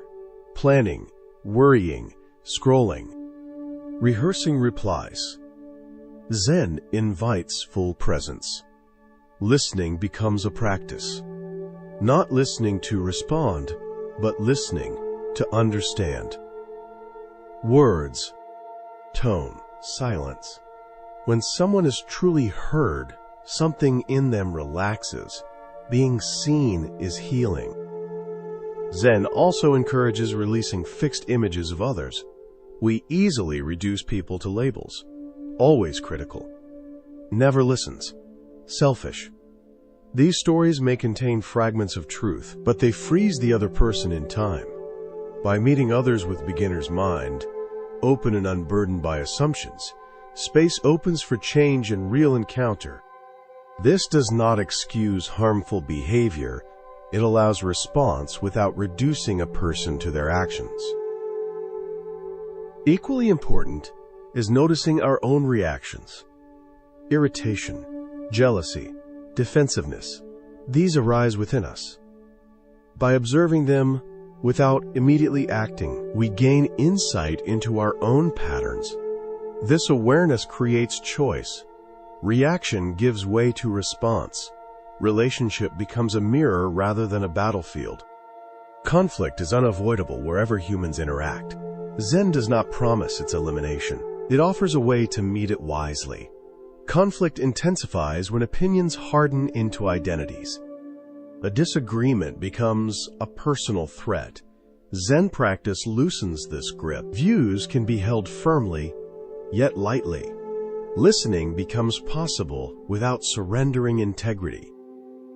Beneath opposing positions often lie shared needs: safety, respect, belonging. When attention shifts from surface arguments to deeper concerns, new solutions can emerge. Zen also emphasizes awareness of the body during conflict: tightness, heat, shallow breath. By noticing these signals, we interrupt automatic reactions and regain access to clarity and compassion. Non-judgment plays a crucial role. This does not mean abandoning discernment, but suspending the urge to reduce complexity into simple categories of right and wrong. Staying with uncertainty allows a fuller picture to emerge. Sometimes the wisest action is pause. Not acting immediately creates room for insight. In communities, Zen values processes. where all voices are genuinely heard. Agreement is not always possible, but respect is. When people feel listened to, outcomes become easier to accept, even when they differ from personal preference. At the heart of this approach is recognition of shared humanity. Even those we oppose seek happiness and wish to avoid suffering. This recognition does not erase differences. It softens hostility. It opens the possibility of resolution grounded not in victory, but in understanding. In this way, Zen brings its quiet influence into work, ethics, relationships, and conflict. Not through doctrines, but through lived awareness, moment by moment. Another way Zen approaches work is through the discipline of doing only one thing at a time. In a world that praises constant multitasking, Zen gently points out that attention is finite. When attention is divided across many activities, the quality of each action diminishes, and the mind becomes drained. By placing full awareness on a single task and completing it before moving on, work often becomes both more effective and more satisfying. As attention gathers, the mind settles. There is less fragmentation, less inner noise. Tasks that once felt heavy can feel lighter, not because they are easier, but because energy is no longer scattered. Effort becomes simpler, more direct. Productivity increases naturally, not through pressure, but through clarity. Zen also invites a deeper reflection on why we work at all. Beyond income or status, work can be an expression of care for the world, a way of participating in the well-being of others, and a field for cultivating character. When work is approached with this orientation, even repetitive or ordinary activities take on meaning. Each action becomes a chance to embody attention, responsibility, and sincerity. Ethical living arises naturally from this same awareness. While Zen is often associated with meditation halls and silent retreats, its ethical dimension is equally central.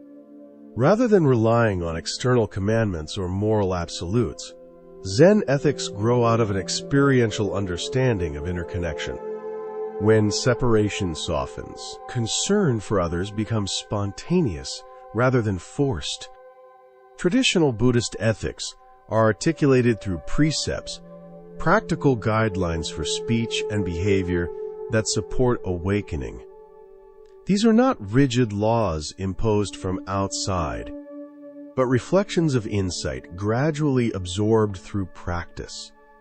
Foundational precepts include refraining from killing, stealing, sexual harm, false speech, and actions that cloud the mind.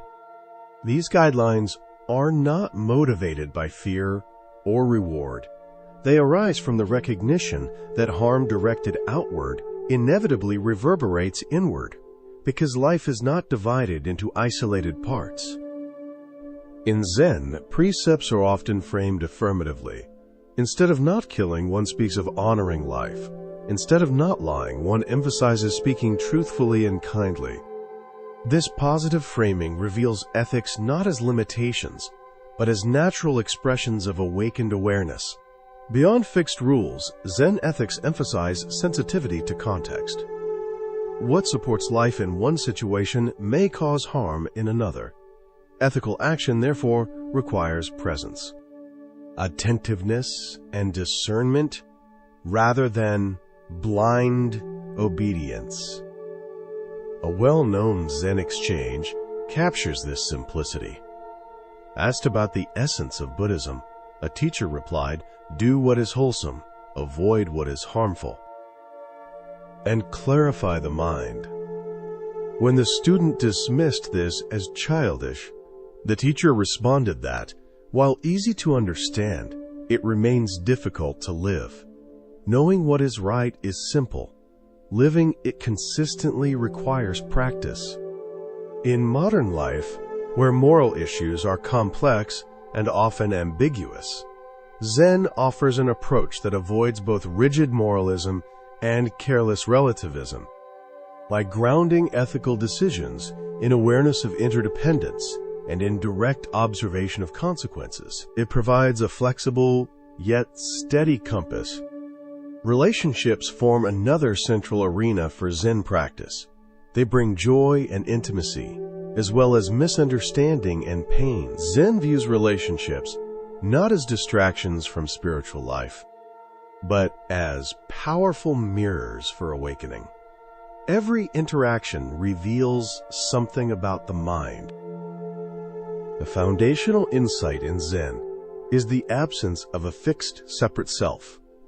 When this is understood, boundaries between self and other become less solid. Individuality remains, yet it is seen within a larger web of mutual influence. From this view, relationships shift from being about personal gain to shared unfolding. Instead of asking what one can receive from a relationship, attention turns toward how connection can support growth and well-being for everyone involved. Relationships are no longer transactions, but paths walked together. Presence replaces calculation. Zen practice also trains the capacity to be truly present with others. It is common to be physically near someone while attention wanders elsewhere. Thoughts drift to obligations, devices, future plans.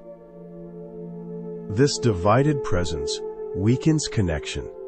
When awareness is fully brought into interaction, depth becomes possible. Listening becomes a practice in itself. Rather than preparing a response while someone speaks, Zen encourages listening without interruption, attending not only to words, but to tone, emotion, and silence. When listening is complete, people feel recognized, and this recognition can be profoundly healing. Another aspect of Zen in relationships involves releasing fixed images of others. The mind tends to label people with rigid descriptions, reducing them to habits or past behaviors. These images obscure change and limit understanding. By meeting others with beginner's mind, open and unburdened by assumptions, space opens for genuine encounter. This openness does not excuse harmful behavior. It allows behavior to be addressed without collapsing a person into their mistakes. Awareness remains clear, yet flexible. Zen also emphasizes that reactions toward others reveal one's own mind. Irritation, jealousy, defensiveness arise within awareness. By noticing these reactions, rather than immediately acting on them, insight develops. Choice replaces compulsion. This inner awareness forms the basis of skillful relationship. As patterns become visible, responses become freer, less driven by habit or fear. Interaction gains clarity and kindness. Conflict, too, is approached with this understanding. Differences are inevitable wherever humans interact. Zen does not promise the elimination of conflict, but offers a way to meet it wisely. Conflict intensifies when positions harden into identities. Opinions become personal, disagreements become threats. Zen practice loosens this identification. Views can be held firmly yet lightly. When positions are not equated with self, dialogue becomes possible. Listening deepens. Advocacy no longer requires domination. Attention is also directed beneath surface disagreements to the needs and values that motivate them. Opposing positions often conceal shared concerns. When these deeper layers are acknowledged, creative responses emerge. Zen further encourages awareness of bodily and emotional signals during conflict. Tension, rapid breathing, tightening arise as natural responses. By noticing these sensations and pausing, reactivity loses momentum. Intelligence and compassion regain access. Non-judgment plays a crucial role. This does not eliminate discernment. It suspends automatic labeling, allowing complexity to remain visible. From this space, responses become more nuanced and appropriate. Sometimes the most skillful response is restraint. Pausing creates room for reflection. Action taken from stillness differs greatly from reaction driven by impulse. In collective conflicts, Zen emphasizes inclusive processes. When people feel genuinely heard, even difficult outcomes become more acceptable. Respect restores dignity, even amid disagreement. Underlying all of this is recognition of shared humanity. Those with opposing views are not enemies in essence, but fellow beings seeking happiness and relief from suffering. This recognition does not dissolve all conflict, but it creates the ground upon which resolution can arise.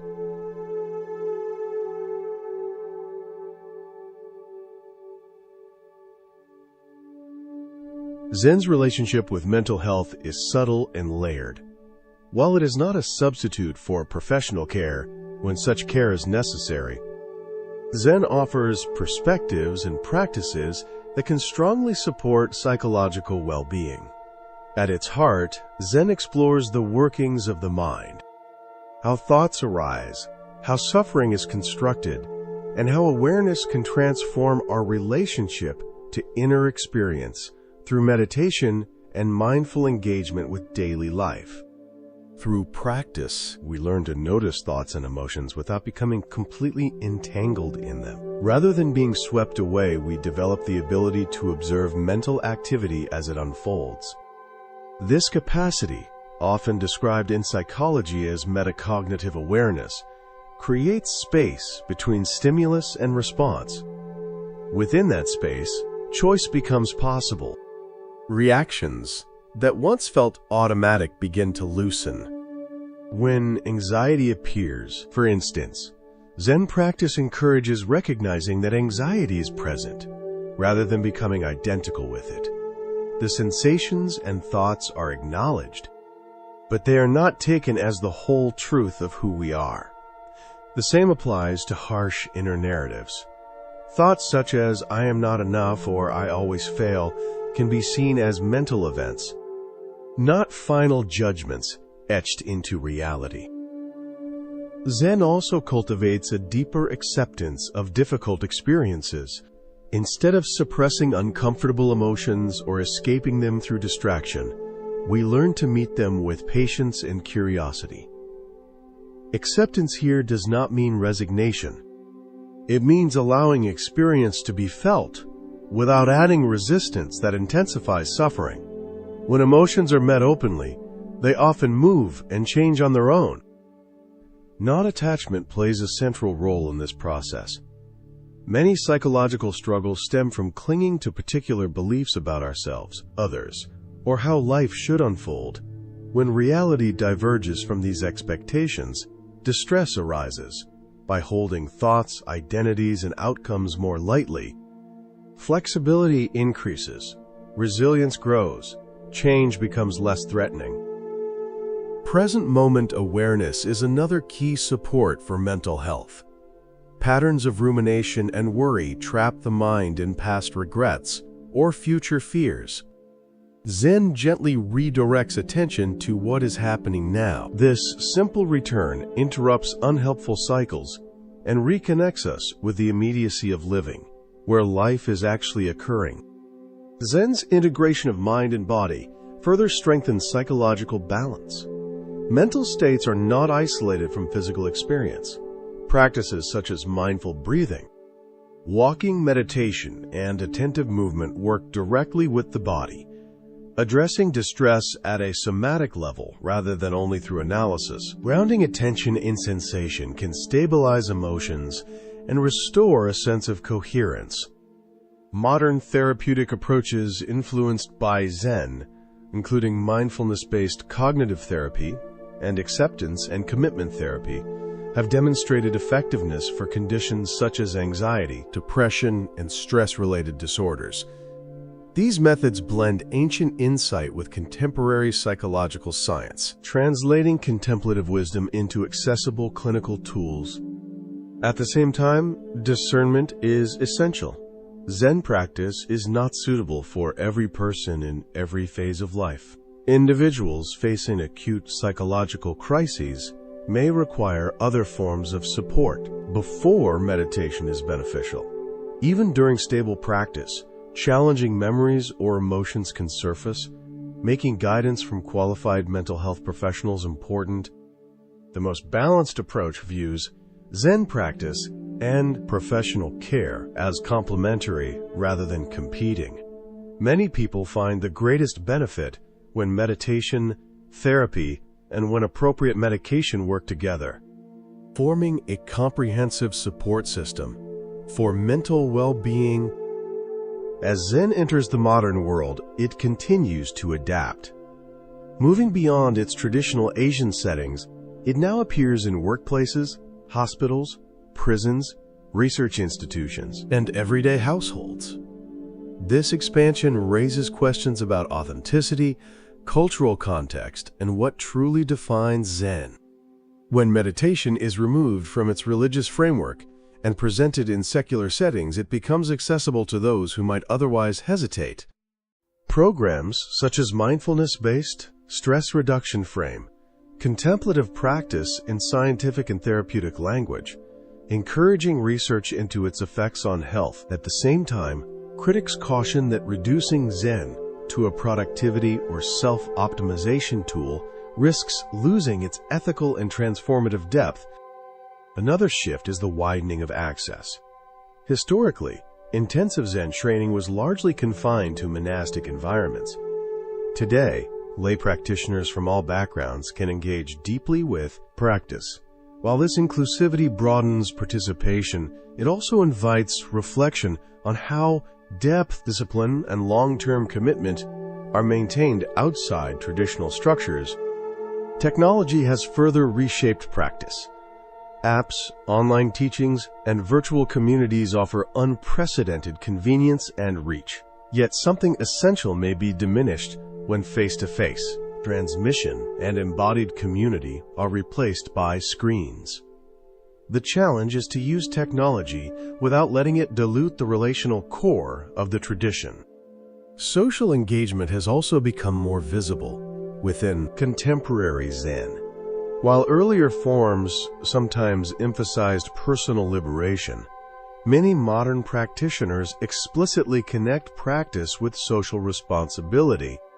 Movements grounded in engaged Buddhism apply contemplative insight to issues such as environmental harm, inequality, and injustice, recognizing that awakening and action are not separate.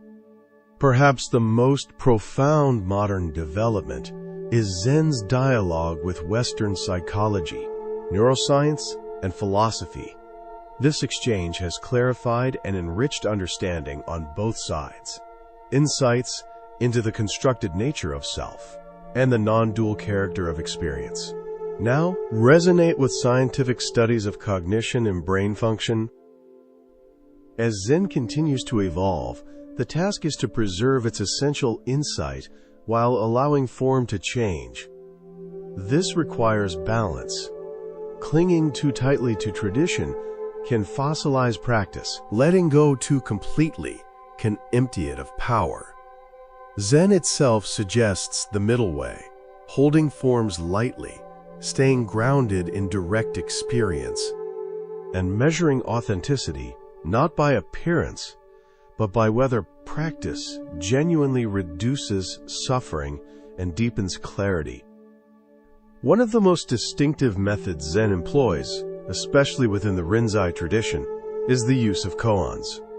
These paradoxical questions or stories are not puzzles meant to be solved by intellect. They are carefully designed to undermine habitual thinking and provoke direct insight. A koan resists logical resolution. It frustrates analysis and exhausts interpretation. This is intentional. By pushing the mind to its limits, the koan creates a crisis of knowing. When all familiar strategies fail, a state of profound not knowing arises. Within that uncertainty, a different kind of understanding can emerge. Students, work with a koan continuously, carrying it through meditation and daily life. Intellectual explanations are rejected. The teacher looks for embodiment, not description. Insight is recognized not through words, but through presence. When a breakthrough occurs, it is not conceptual. It is immediate and lived. Yet even then, the path does not end. Another koan appears, another question without an answer, reminding the practitioner that awakening is not a conclusion, but an ongoing deepening into what has always been present. Another koan follows, and then another, not as obstacles, but as invitations to further dissolve fixed views. Each koan functions like a gate with no latch. It cannot be opened by force or cleverness. Only when the student stops trying to pass through does the gate quietly fall away. In this way, koan practice prevents realization from hardening into a belief or identity. Awakening is continually tested, deepened, and refined through lived encounter rather than conceptual certainty. Beyond formal training methods, Zen ultimately points back to ordinary life as the true field of practice. Insight gained in meditation or through koans is not meant to remain confined to special moments. It is meant to permeate walking, speaking, working, and resting. If realization does not show itself in how one responds to difficulty, relates to others, and meets uncertainty, it remains incomplete. Zen frequently emphasizes this grounded quality. Before enlightenment, chop wood, carry water. After enlightenment, chop wood, carry water. The activities do not change, but the way they are lived does. There is less resistance, less grasping, and less separation between self and circumstance. Life is no longer something to be managed from a distance, but something to be met directly. This simplicity can be misleading. From the outside, Zen may appear quiet, minimal, even austere, yet internally it asks for tremendous honesty. There is nowhere to hide behind beliefs, rituals, or comforting explanations. Each moment becomes a mirror, reflecting the state of one's own mind. This can be unsettling, but it is also liberating. Over time, practice reveals that many of the problems we struggle with are sustained by habitual patterns of thought and reaction. When these patterns are seen clearly, they begin to loosen, not because they are fought against, but because they are no longer unconsciously obeyed. Freedom, in Zen, is not the ability to get what we want, but the capacity to respond wisely to whatever arises. Compassion naturally grows from this clarity. As the sense of a solid, separate self softens, so does the tendency to judge and defend. Others are no longer seen as obstacles or instruments, but as fellow participants in a shared and fragile existence. Compassion in Zen is not sentimental. It is practical, responsive, and grounded in reality as it is. This compassionate action does not require perfection. Zen does not expect practitioners to be flawless or immune to difficulty. Mistakes still happen. Emotions still arise.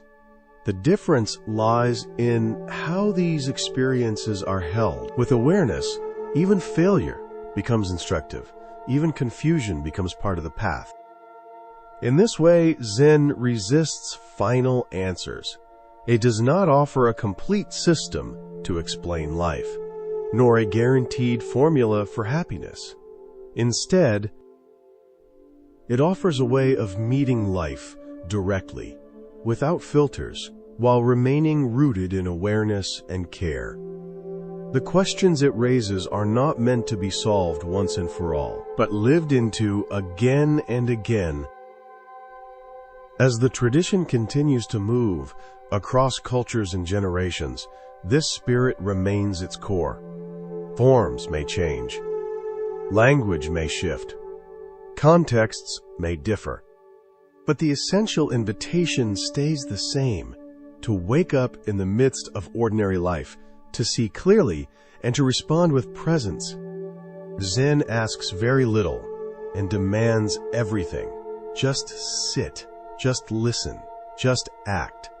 And yet, within that simplicity lies a lifelong practice of returning, again and again, to what is already here, waiting to be recognized.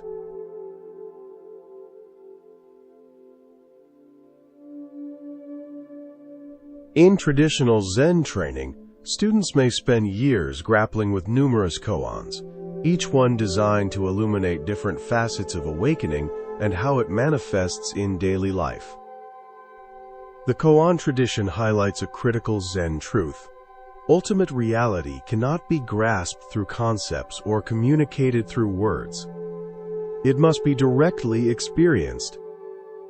A Zen saying advises us, "Do not mistake the finger pointing to the moon for the moon itself."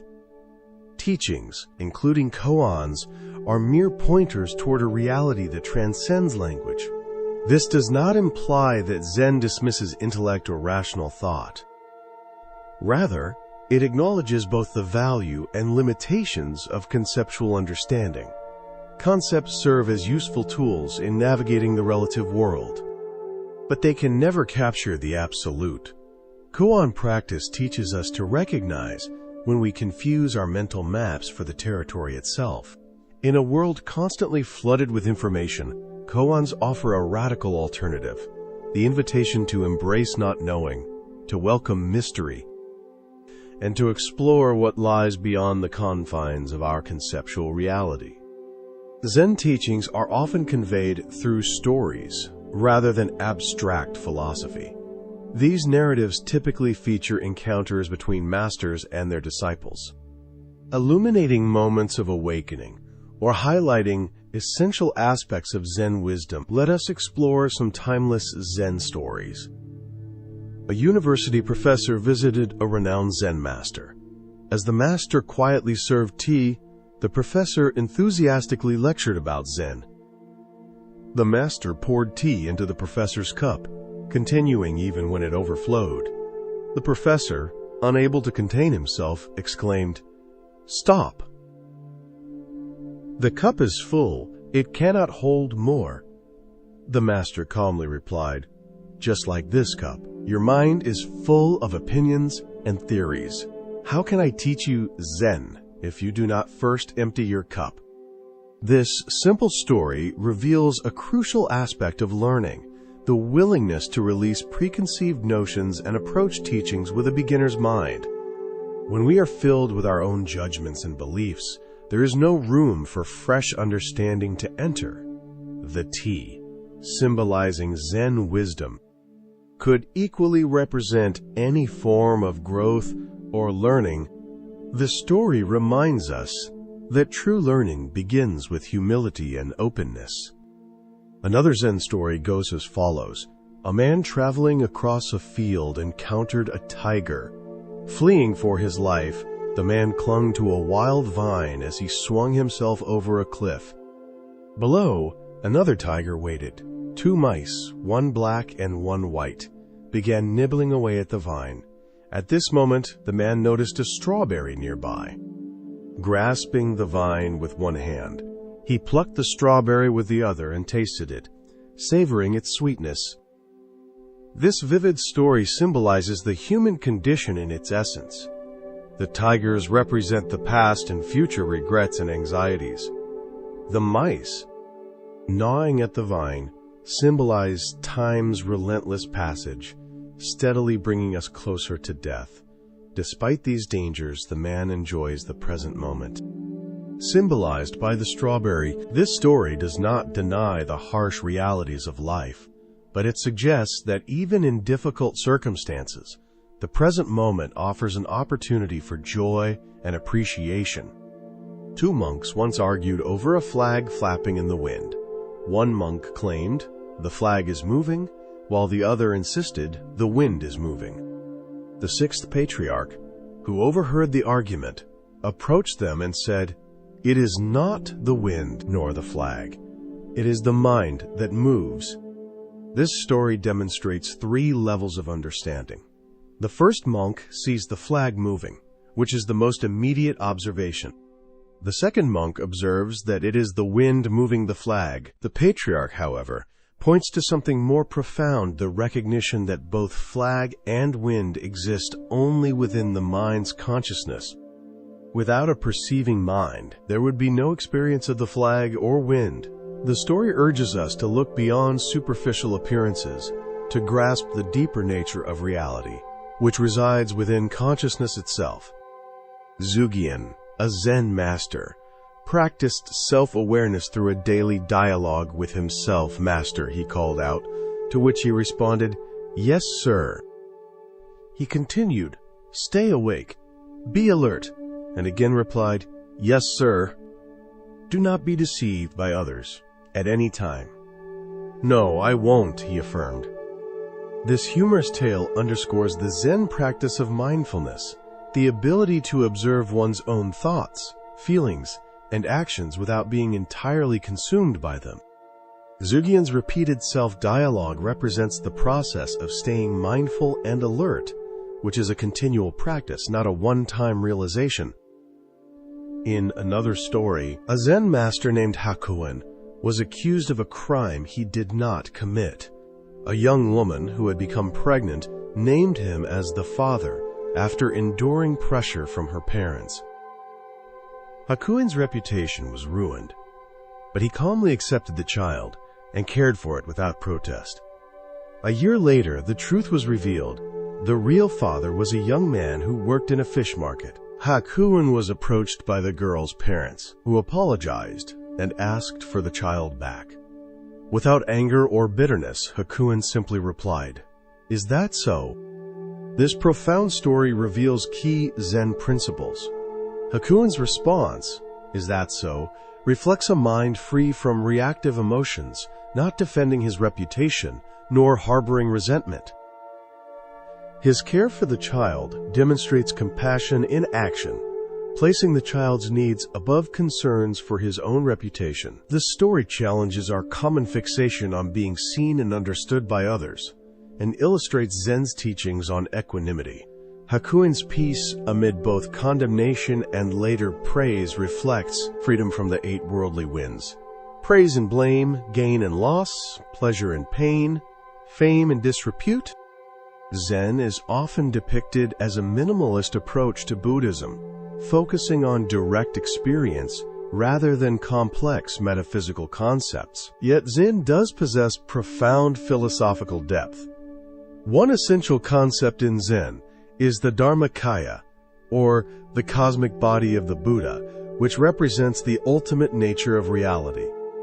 It is the truth body, beyond physical forms, formless and timeless. In Mahayana Buddhism, the Buddha is said to embody 3 aspects: the physical body, Nirmanakaya, the subtle body, Sambhogakaya, and the ultimate body, Dharmakaya, which is the true nature of all things. The Dharmakaya is not separate from the world of form, but is its very essence. Much like waves are expressions of the underlying ocean. This understanding aligns with teachings on emptiness and dependent origination. Everything exists interdependently, without fixed essence. The Zen perspective on emptiness is not nihilistic. Rather, it points to the infinite potential from which all things arise. Zen poetry, painting, and other arts often try to evoke this understanding of the Dharmakaya. In everyday Zen practice, the Dharmakaya is not something to be sought outside of our ordinary lives, but is recognized as the very nature of each moment.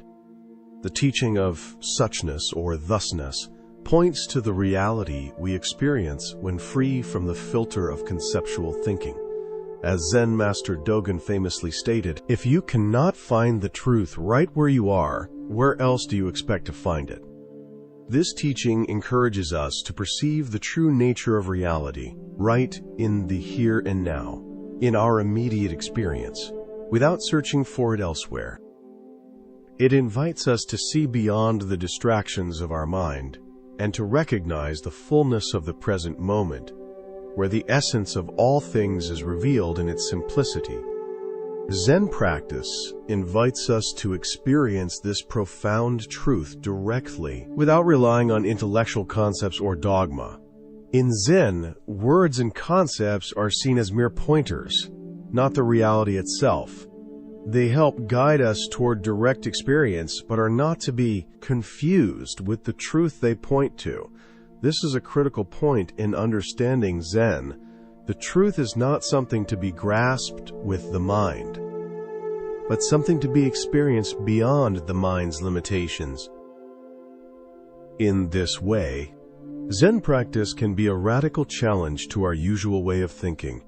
It asks us to let go of our need for certainty, for explanations, and to rest in the mystery of life. It teaches us to be comfortable with not knowing, to embrace the questions without needing immediate answers. This radical acceptance of not knowing is not a form of ignorance, but a deeper wisdom that sees beyond the surface of things to their true nature. Zen also emphasizes the importance of the body in spiritual practice. In many forms of Zen practice, there is a deep integration of body and mind. Practices like sitting, meditation, zazen, mindful walking, and even tea ceremonies help cultivate awareness in every aspect of life. By paying attention to the body and the breath, we reconnect with the present moment and learn to experience life directly, without the filter of our thoughts. Zen's focus on embodied awareness is especially important in our modern, often disconnected world. In an age where we are constantly distracted and overwhelmed by information, Zen encourages us to return to our bodies, to breathe deeply, and to feel the sensations of the present moment. This simple act of being present with our body can bring us back to the here and now, to a state of mindfulness that is both grounding and transformative. Zen practice also teaches us to let go of our attachment to fixed ideas and identities. We often define ourselves by our thoughts, roles, and beliefs. But Zen asks us to question these attachments and to recognize that our true nature cannot be confined by these limited concepts. It teaches us that our sense of self is not fixed but fluid, and that freedom lies in releasing our attachment to rigid identities. The practice of non-attachment is central to Zen's teachings. Non-attachment does not mean detachment or indifference, but rather a freedom from clinging. It means being able to engage with the world fully and wholeheartedly without being bound by our preferences, fears, or desires. It means living with an open heart, free from the constraints of our egoic self, and responding to the world as it is, without adding unnecessary layers of judgment or resistance. This is the heart of Zen's approach to suffering. Suffering arises when we become attached to things, whether they are people, possessions, ideas, or experiences. When we grasp at things and try to hold on to them, we create suffering for ourselves. Zen practice helps us to release our attachment and to see things as they truly are, without the distortion of our personal desires and fears. In this way, Zen provides a path to liberation from suffering by teaching us how to live with an open and accepting heart. Zen stories also illustrate these teachings in simple yet profound ways. One classic story tells of a monk who asked a Zen master, "What is the essence of Zen?" The master replied, "The essence of Zen is like a flower that blooms in the spring." The monk, puzzled, asked, "What does that mean?" The master simply said, "You must see it for yourself." This story points to the central Zen teaching that the essence of Zen cannot be conveyed through words or explanations. It must be directly experienced. Just as the beauty of a flower can only be truly appreciated by seeing it firsthand, the essence of Zen can only be grasped through direct experience. Words and concepts are helpful, but they are not the ultimate reality. The ultimate reality can only be seen and understood in the present moment, when we are fully present with life as it is. Zen also emphasizes the importance of daily life as the practice ground for awakening. In traditional Zen monastic life, every activity from sweeping the floor to preparing a meal was seen as an opportunity for practice. The mundane tasks of daily life were not seen as distractions from the spiritual path, but as integral to the practice itself. Every moment, no matter how simple a routine, could be an opportunity to cultivate mindfulness and awareness.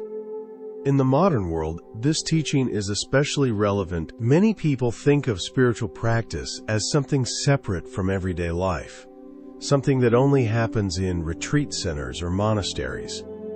But Zen teaches us that every moment can be an opportunity for awakening. Whether we are washing dishes, walking down the street, or sitting in a meeting, we can practice mindfulness and awareness, bringing the full attention of the present moment to whatever we are doing. This is the essence of Zen's approach to life: to be fully present in every moment, to live with awareness and acceptance, and to let go of the need to control or manipulate the world around us. By practicing this way, we begin to see the interconnectedness of all things and the impermanence of life. We come to understand that everything is constantly changing and that nothing is permanent. This understanding frees us from the fear of loss and allows us to live with greater peace and joy. The teachings of Zen are both simple and profound, pointing us toward a direct experience of reality. Zen practice invites us to let go of our attachment to concepts and to embrace the mystery of life with an open heart. Through mindfulness, non-attachment, and the integration of body and mind, Zen offers a path to liberation from suffering and a deeper understanding of our true nature.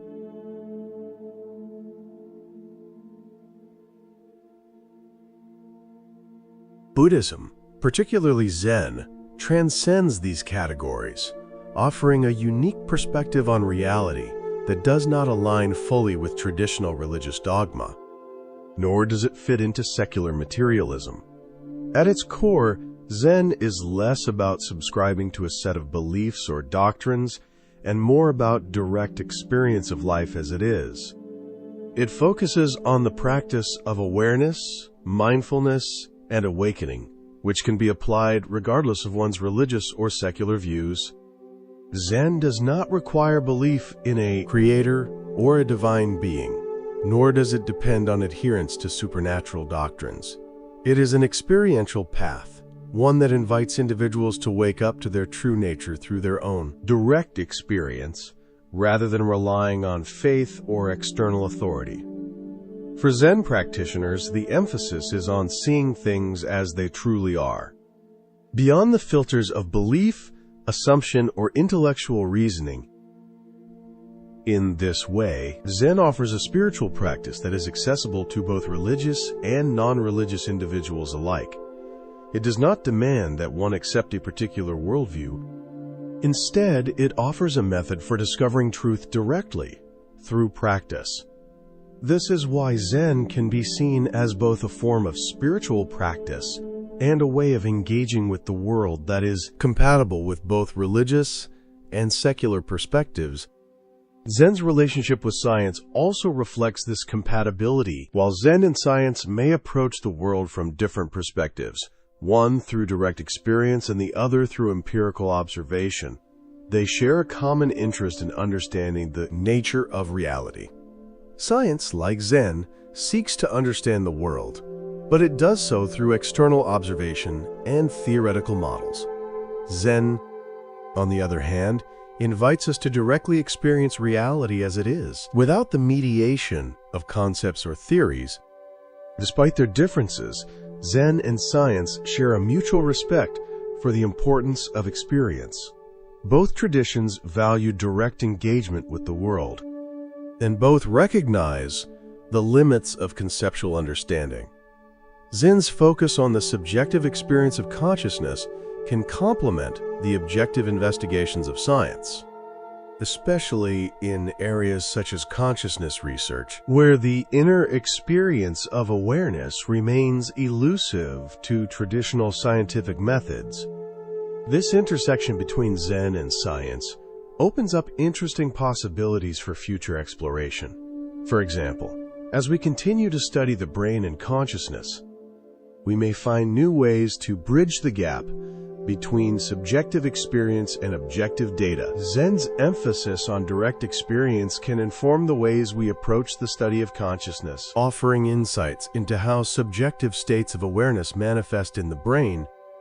In the realm of ethics, Zen offers a radical perspective on morality that goes beyond the conventional distinctions of right and wrong. Rather than adhering to rigid moral codes or following divine commandments, Zen emphasizes the importance of spontaneous, context-sensitive responses to situations. Ethical behavior arises naturally from the practice of mindfulness and the realization of interdependence, not from abstract moral rules.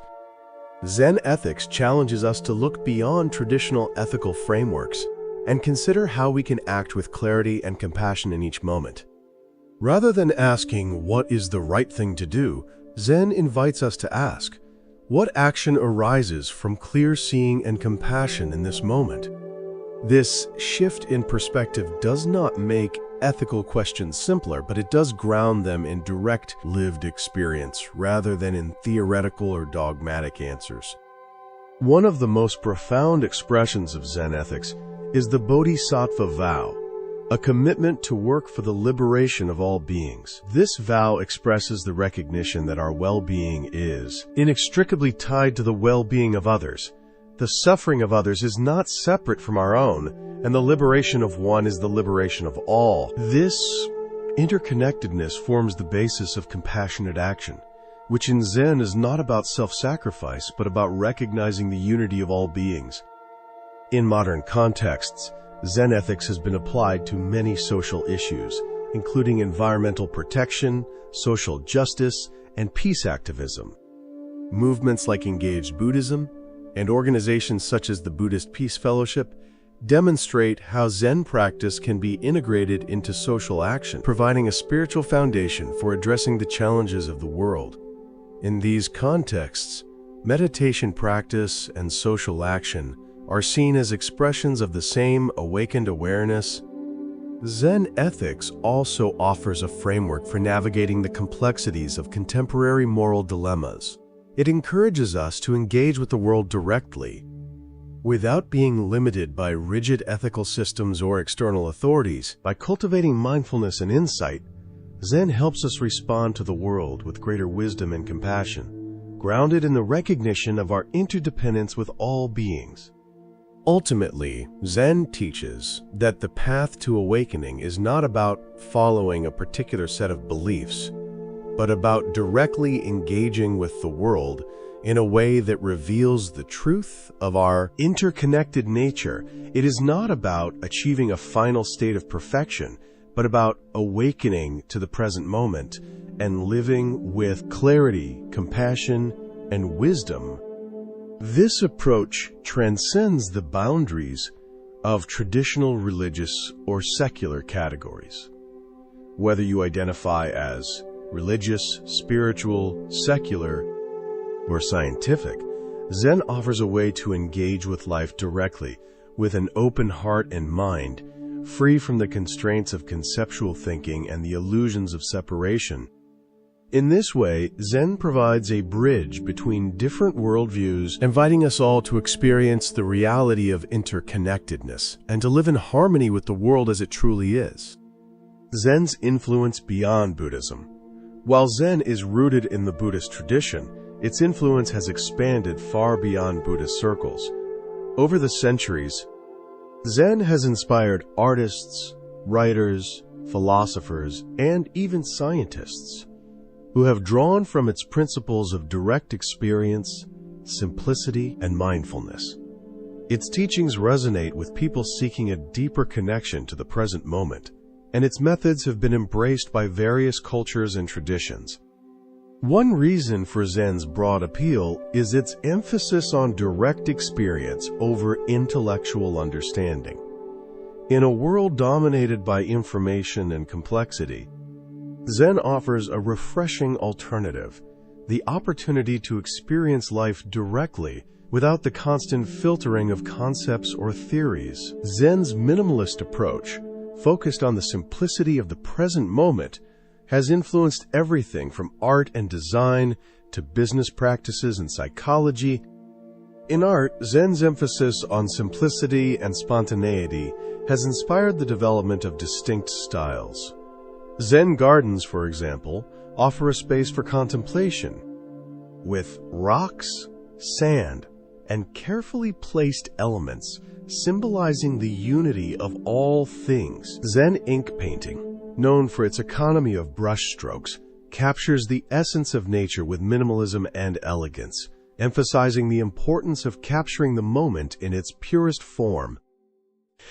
In the realm of literature, Zen's influence is evident in works by writers such as Jack Kerouac, who embraced Zen Buddhism in his quest for spiritual awakening, and poets like Ryokan, whose simple yet profound poetry reflects the Zen emphasis on direct experience. Zen's focus on living authentically and embracing the present moment has resonated deeply with writers seeking to express the human condition. In modern psychology, Zen's teachings on mindfulness and meditation have been incorporated into therapeutic practices, including mindfulness-based stress reduction, MBSR, and mindfulness-based cognitive therapy, MBCT. These approaches help individuals cultivate greater awareness of their thoughts, feelings, and bodily sensations, allowing them to manage stress, anxiety, and depression more effectively. The integration of Zen practices into therapy underscores the growing recognition of the mind-body connection and the transformative potential of meditation. Even in business, Zen principles have found applications. The Zen concept of beginner's mind, which encourages openness and receptivity, has been embraced by leaders seeking to cultivate creativity, innovation, and collaboration within organizations. The Zen focus on simplicity and directness aligns with efforts to streamline processes, eliminate unnecessary complexity, and foster a more mindful and productive work environment. Zen's influence has also extended to environmental consciousness, with many practitioners of Zen seeing the practice as a way to reconnect with nature. Zen's teachings on interconnectedness and the non-separation of self and other provide a strong foundation for ecological awareness and sustainability efforts. Recognizing our interdependence with the natural world fosters a sense of responsibility to protect and preserve the environment, echoing Zen's fundamental teachings on non-harming and compassion. The global spread of Zen and its adoption across different cultures speaks to the universal appeal of its teachings. Whether one is drawn to Zen for its spiritual depth, its simplicity, or its practical applications in daily life, it offers a path that transcends cultural, religious, and philosophical boundaries. Zen invites all who seek truth to experience it directly, without the constraints of conceptual thinking or the limitations of dualistic understanding. Zen and the path of wisdom. At the heart of Zen practice is the cultivation of wisdom, which is not an intellectual pursuit, but an experiential understanding that emerges from direct engagement with life. In Zen, wisdom is not about accumulating knowledge or mastering concepts. Instead, it is about recognizing the impermanence and interconnectedness of all things, and seeing through the illusion of separation that causes suffering. Wisdom in Zen is often associated with the concept of seeing things as they truly are. This means seeing beyond the layers of judgment, interpretation, and conceptualization that cloud our perception. It means perceiving reality in its raw, unfiltered form, without the distortions of personal desires or biases. This clear seeing allows us to act in ways that are more in harmony with the world, leading to greater compassion, freedom, and peace. In the Zen tradition, wisdom is closely linked to the practice of mindfulness. Through mindfulness, we develop the ability to be fully present in each moment, paying attention to the unfolding of life without getting caught up in the stories we tell ourselves about it. This attentiveness to the present moment allows us to see things more clearly, uncovering truths that are often hidden beneath the surface of our everyday experience. One of the key teachings in Zen is the recognition of impermanence. Everything in the world is constantly changing, and nothing is fixed or permanent. This understanding of impermanence helps to break our attachment to things, people, and ideas, freeing us from the suffering that comes from clinging to the illusion of permanence. By embracing the fluidity of life, we learn to move with its currents rather than resist them. Another aspect of Zen wisdom is the realization of interconnectedness.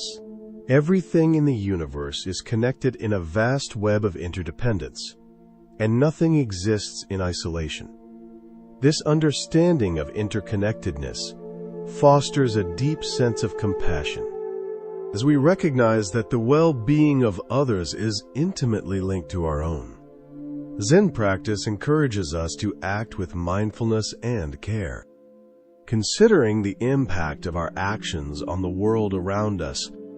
Ultimately, Zen's path of wisdom leads to the realization of our true nature, which is not separate from the world, but part of the vast interconnected whole. This realization is not an intellectual understanding, but a direct, lived experience that transforms how we relate to the world. When we awaken to our true nature, we experience a profound sense of freedom, peace, and connection with all beings. In this way, Zen's path of wisdom is not about gaining more knowledge, but about letting go of the illusions that keep us from seeing the truth. It is a process of unlearning, of peeling away the layers of conditioning and attachment that obscure our innate clarity. As we progress along the path, we move closer to the realization of our true nature, experiencing life with greater authenticity, joy, and compassion. This is the essence of Zen wisdom: to awaken to the present moment, to see things as they truly are, and to act with mindfulness, compassion, and clarity. It is a path that transcends intellectual understanding and invites us to experience life directly, free from the filters of conceptual thinking and the illusions of separation.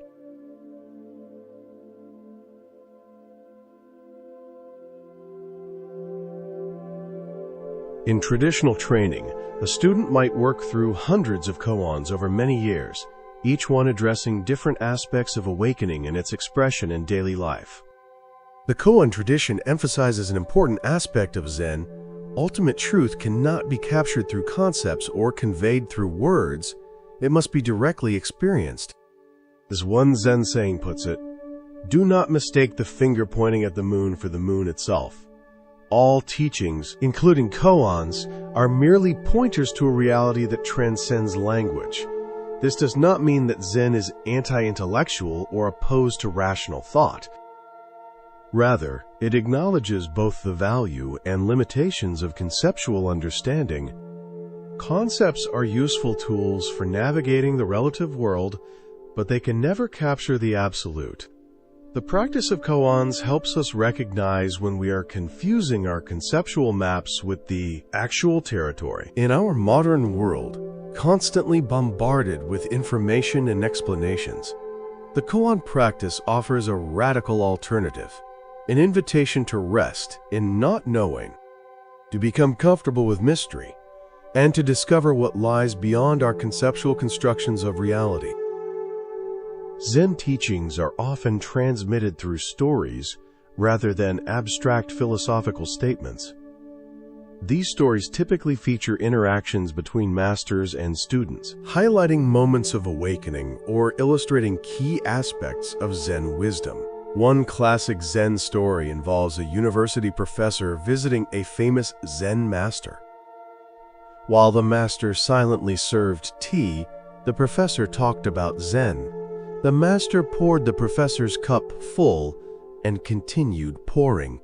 The professor watched the overflow until he could no longer restrain himself and shouted, "Stop, the cup is full." "No more will fit," the master responded. "Just like this cup, you are filled with your own opinions and speculations. How can I show you Zen unless you first empty your cup?"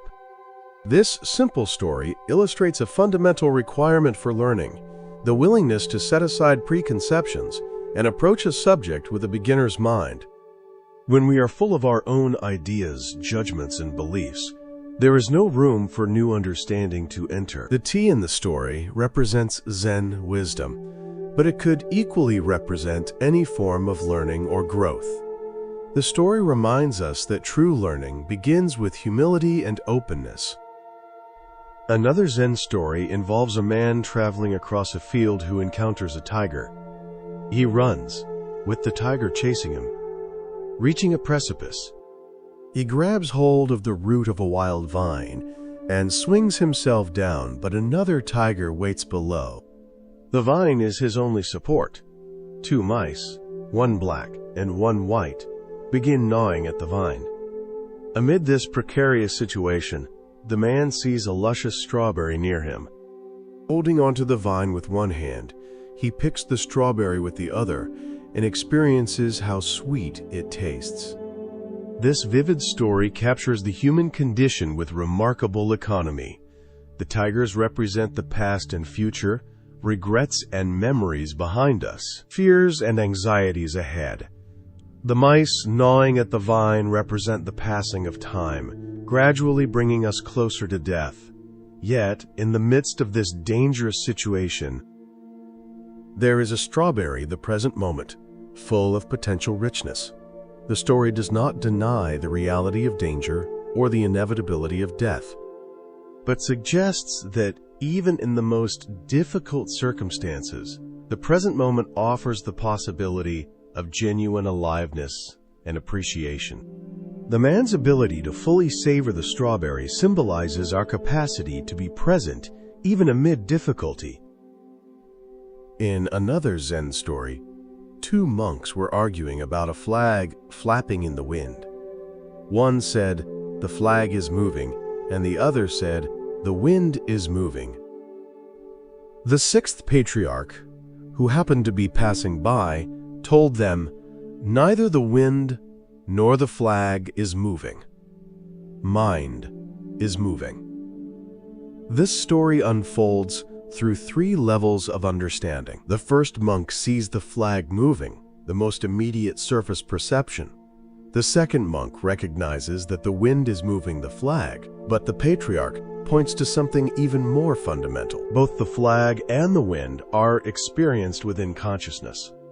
Without a perceiving mind, there would be no experience of the flag or the wind. This story invites us to look beyond surface appearances and explore the deeper nature of experience. All perception happens within consciousness.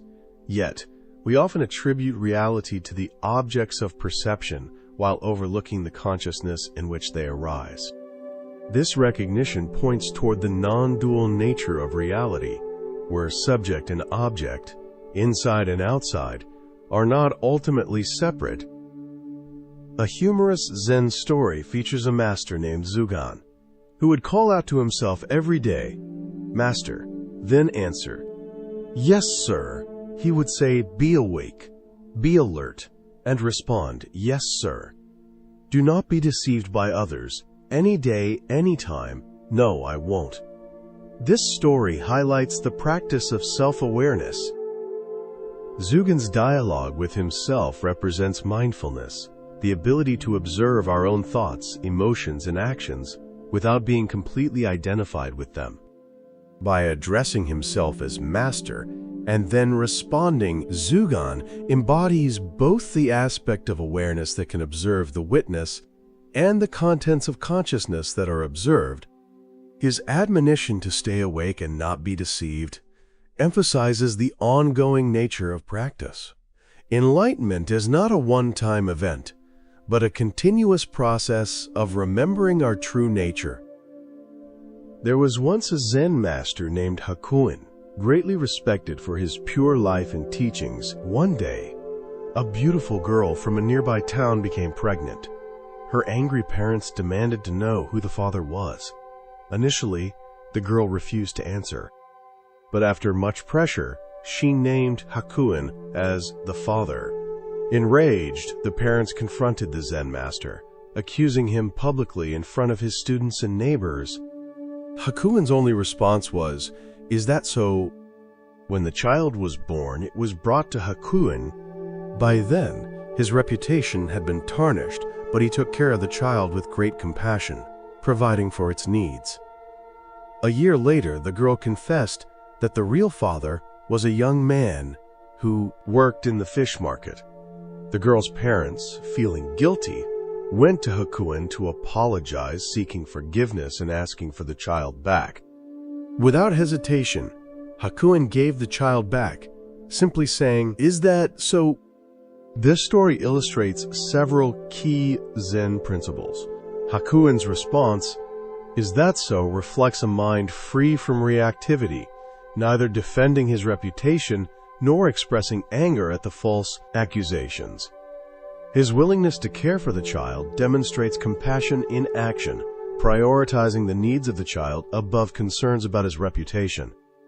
The story challenges our obsession with how we are perceived by others and our tendency to defend ourselves against criticism. Hakuin's equanimity in the face of both condemnation and later praise shows his freedom from the 8 worldly winds that typically stir our emotional states: praise and blame, gain and loss, pleasure and pain. Zen is often portrayed as a minimalist form of Buddhism, focused on direct experience, rather than elaborate cosmology or metaphysical speculation. Yet beneath its simplicity, Zen has profound philosophical dimensions. One of the most important philosophical foundations of Zen is the concept of the Dharmakaya, often translated as the cosmic body of the Buddha or the body of truth. This concept refers not to the physical body of the historical Buddha, but to the ultimate nature of reality itself. In Mahayana Buddhism, the Buddha is understood to have 3 bodies or aspects. The Trikaya teachings describe these 3 bodies: the Nirmanakaya, the transformation body of the physical Buddha; the Sambhogakaya, the body of mutual enjoyment experienced in visions, dreams, and meditation; and the Dharmakaya, the truth body, the ultimate reality or Buddha nature, the true nature of all things. The Dharmakaya is not separate from the world of form, but is its very essence, like the ocean in relation to waves. Each wave is a temporary expression of the underlying ocean, the Dharmakaya. This understanding of the Dharmakaya is closely related to the teachings of emptiness, shunyata, and dependent origination, pratityasamutpada. Everything that exists arises interdependently, with no fixed, independent essence. This emptiness of separate self-nature is not a nihilistic void, but rather the infinite potential from which all forms arise. Zen arts, such as poetry, painting, and music, often attempt to evoke this understanding of the Dharmakaya, the empty space in a painting, the silence between musical notes, or the pause in a poem might point to this formless reality, which paradoxically gives rise to all forms. In everyday Zen practice, the Dharmakaya is not something to be sought outside of ordinary experience. Instead, it is recognized as the very nature of the present moment, the suchness, or thusness, tathata, of reality, perceived without the filters of conceptual thinking. As Zen Master Dogen put it, if you cannot find the truth right where you are, where else do you expect to find it? This teaching points to the Dharmakaya as not distant or separate, but as the very fabric of our immediate experience when seen with clarity. One way to understand Zen, and indeed all of Buddhism, is as a response to a cosmic game of hide-and-seek that we are all playing. This game begins with our true nature, Buddha nature, or Dharmakaya, hiding from itself by pretending to be separate individuals with limited awareness. In this game, the infinite, boundless consciousness that is our true nature pretends to forget itself. It takes on the disguise of being a separate person with a name, history, personality, and concerns, existing inside a physical body, separate from the rest of the universe.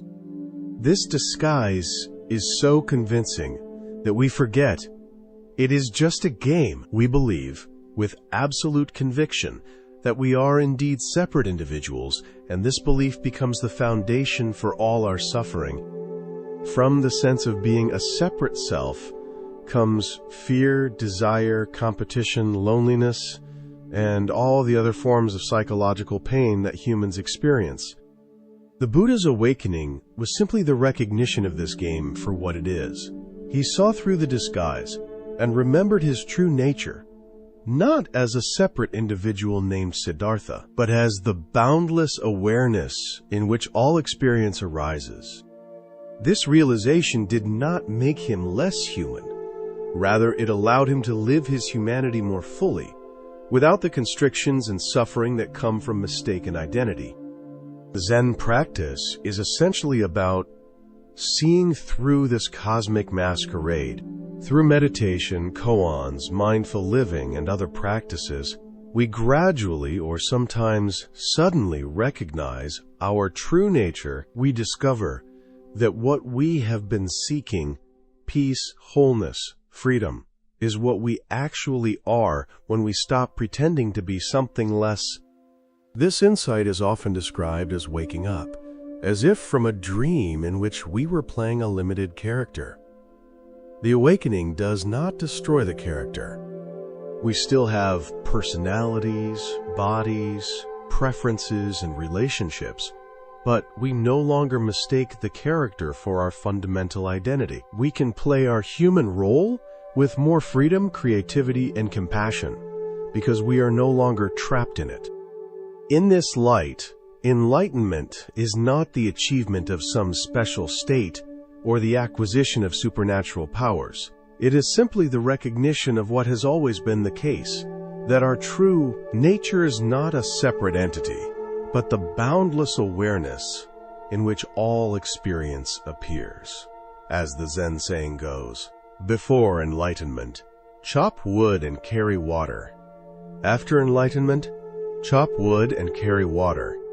The activities do not change, but our relationship to them transforms completely.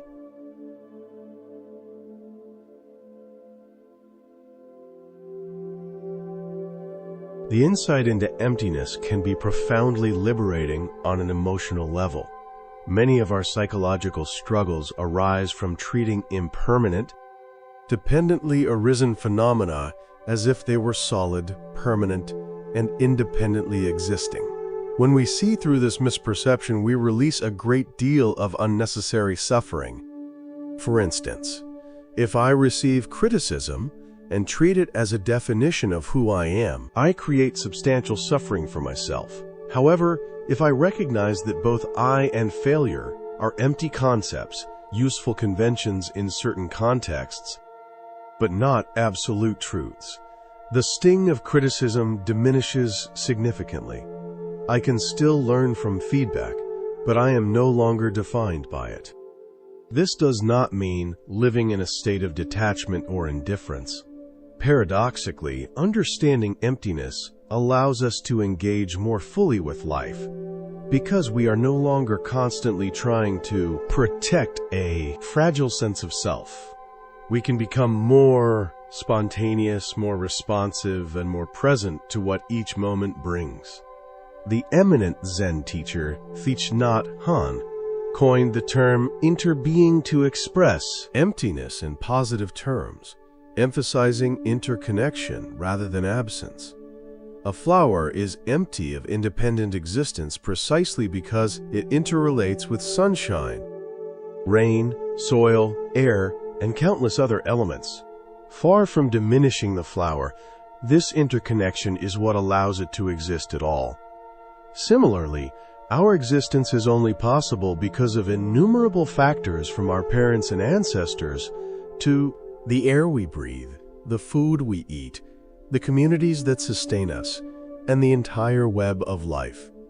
Understanding emptiness in this way does not lead to nihilism, but fosters profound gratitude and care for the whole of which we are a part.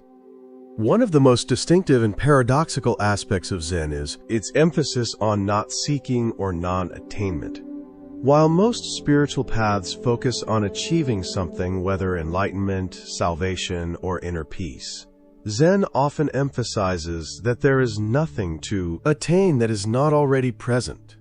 This creates a fascinating dilemma for the Zen student if enlightenment is already present as our true nature. Why practice at all, however?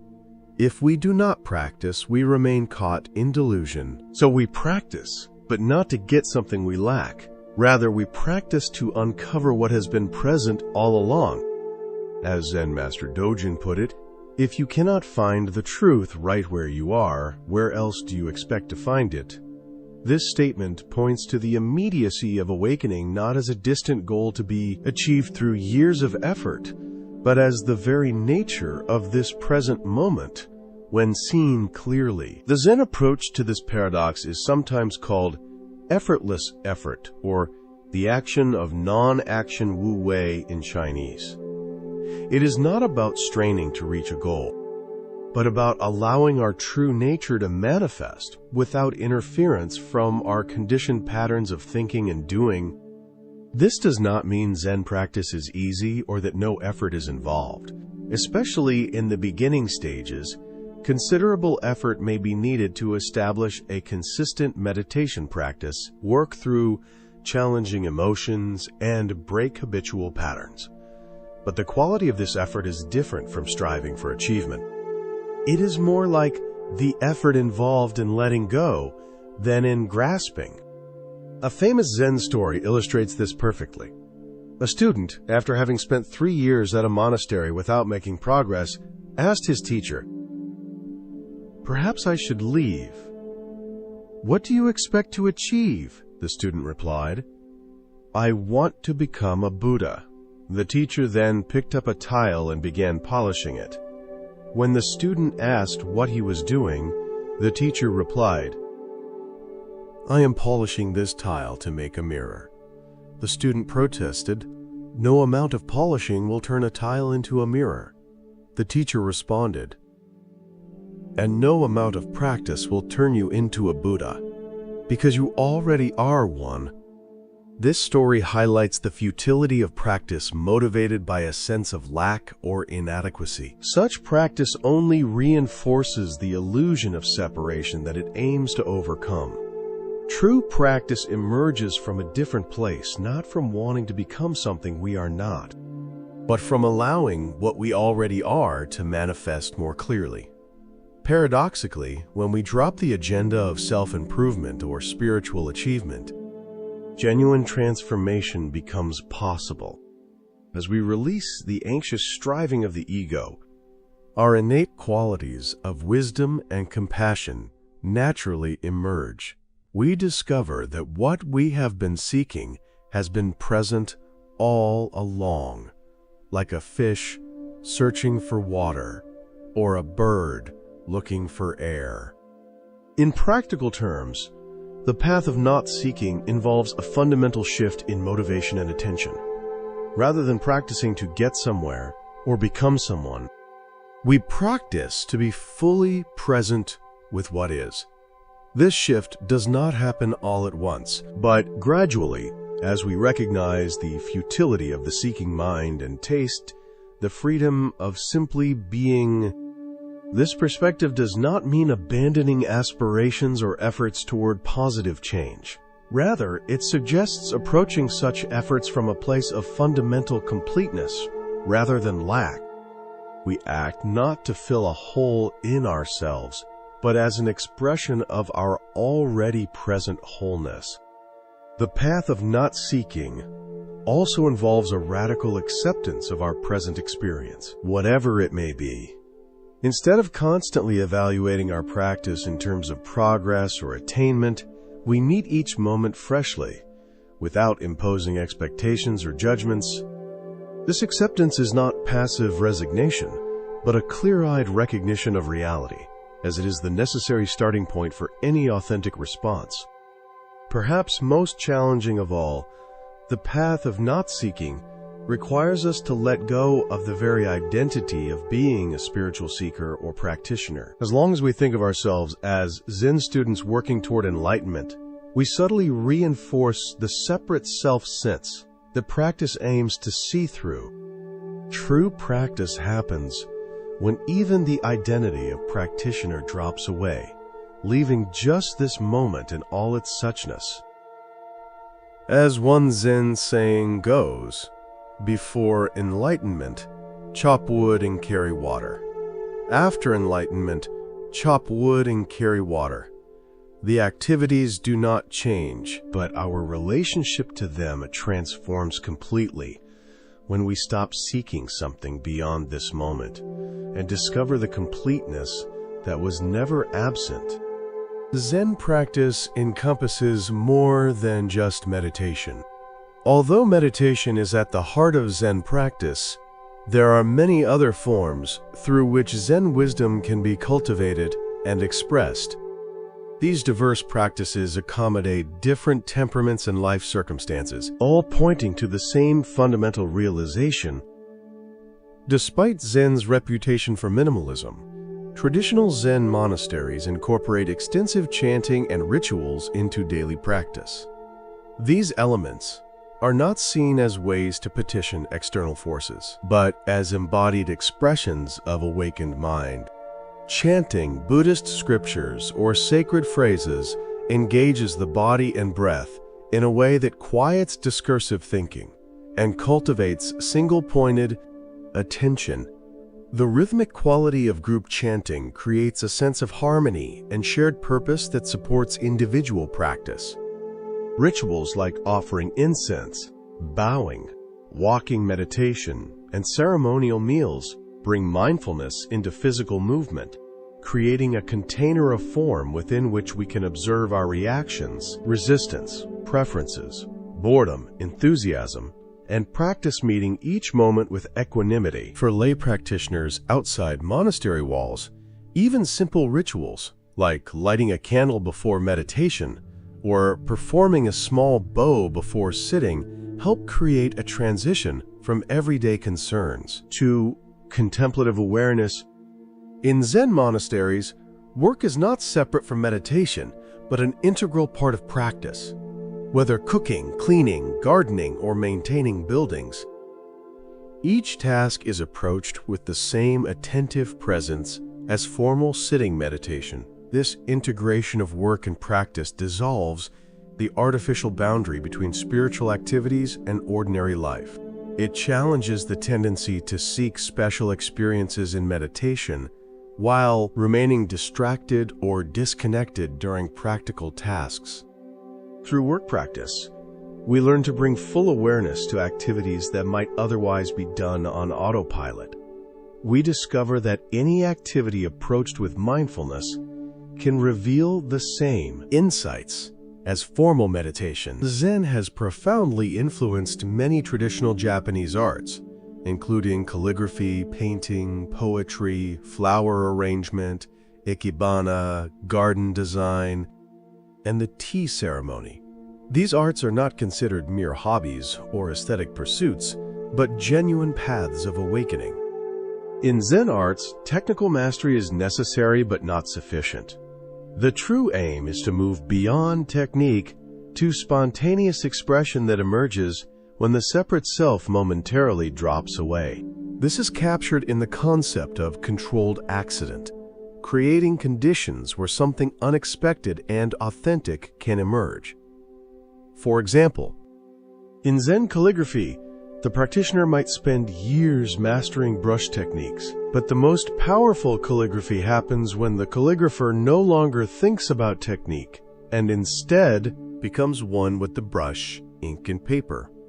What emerges reflects not personal expression but the direct, unmediated movement of life itself. Similarly, the tea ceremony integrates precise forms with natural spontaneity. Every movement and arrangement is carefully considered, yet the ultimate aim is to create an atmosphere where both host and guest can experience the simple wonder of sharing tea together, beyond all separation.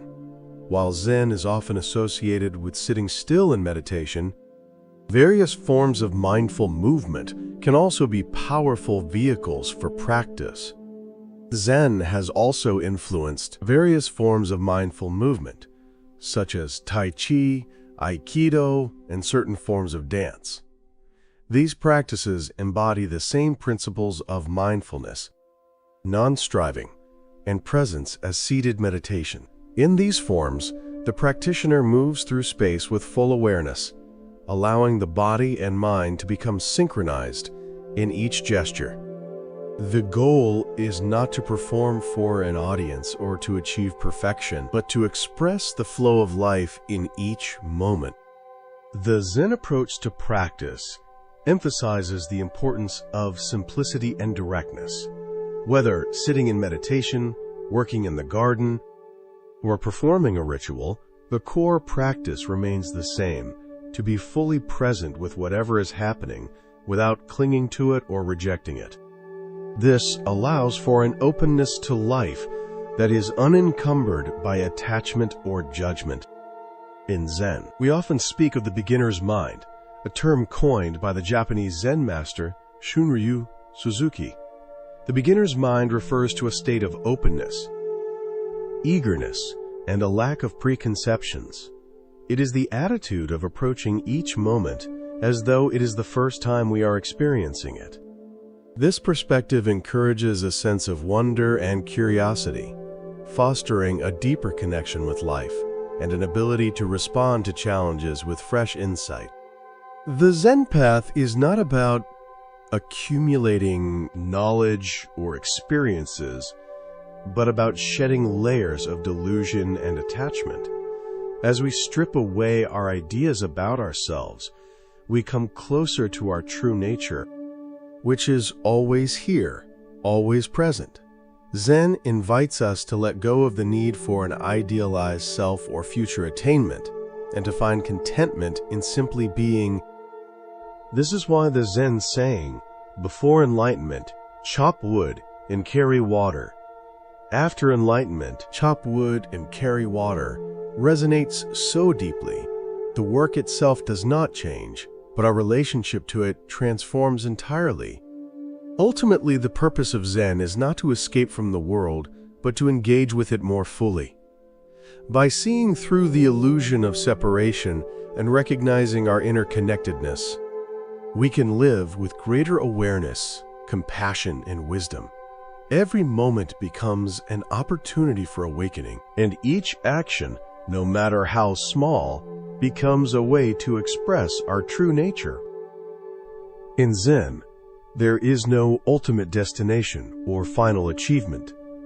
It is a continuous unfolding, a path of gradual transformation that requires patience and trust. As we continue to practice, we deepen our understanding of the present moment, realizing that all we need is already here. Zen reminds us that enlightenment is not a distant goal, but a recognition of the truth that is always present in our lives, if only we are willing to look deeply. Thus, the Zen path invites us to be present with our lives, to engage in the world fully, and to see the sacredness in all things. Whether we are meditating, working, or simply being with others, the practice of Zen is about living with greater awareness, letting go of attachment, and realizing that we are always already part of something much larger than ourselves. This understanding leads to a deeper sense of peace, freedom, and compassion, both for ourselves and for all beings.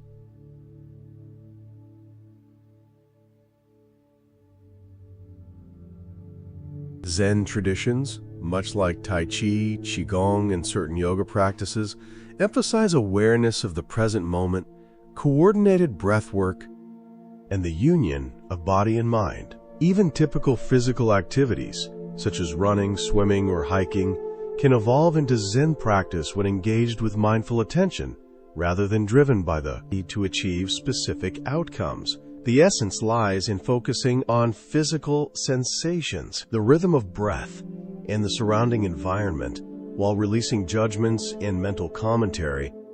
For some practitioners, body-centered activities offer a more accessible way into the practice than seated meditation, particularly for those who find stillness difficult or struggle with restlessness and anxiety. These practices appeal to those whose natural inclinations are more toward embodied awareness than abstract contemplation. Zen values direct experience over intellectual understanding, yet studying Buddhist scriptures and engaging in dialogue with teachers and fellow practitioners remain essential aspects of the tradition. Studying sacred texts like sutras, discourses of the Buddha, and commentaries can serve as a map, guiding one's practice and helping to clarify common misconceptions and pitfalls. However, the goal of the study is not the accumulation of knowledge, but rather to serve as a pathway that clarifies the path and points to direct experience. Dialogue between teacher and student plays a vital role in Zen training. In both formal sessions and casual exchanges, the teacher fosters an environment conducive to insight and awareness. The teacher's role is not just to provide answers, but to facilitate the student's own realizations. Group discussions, or Dharma talks, also play a part in Zen practice, providing an opportunity to articulate insights, share experiences, and learn from the perspectives of others. This communal learning enables practitioners to see patterns in their own practice and find new ways to address obstacles they face. In modern Zen practice, more and more practitioners are embracing engaged Zen, which intertwines meditation with social activism. This approach recognizes the interconnection between inner transformation and societal change, understanding that neither is complete without the other. Zen practitioners apply the qualities cultivated through meditation, presence, compassion, non-reactivity, and clear seeing to pressing social issues such as environmental protection, justice, and peace.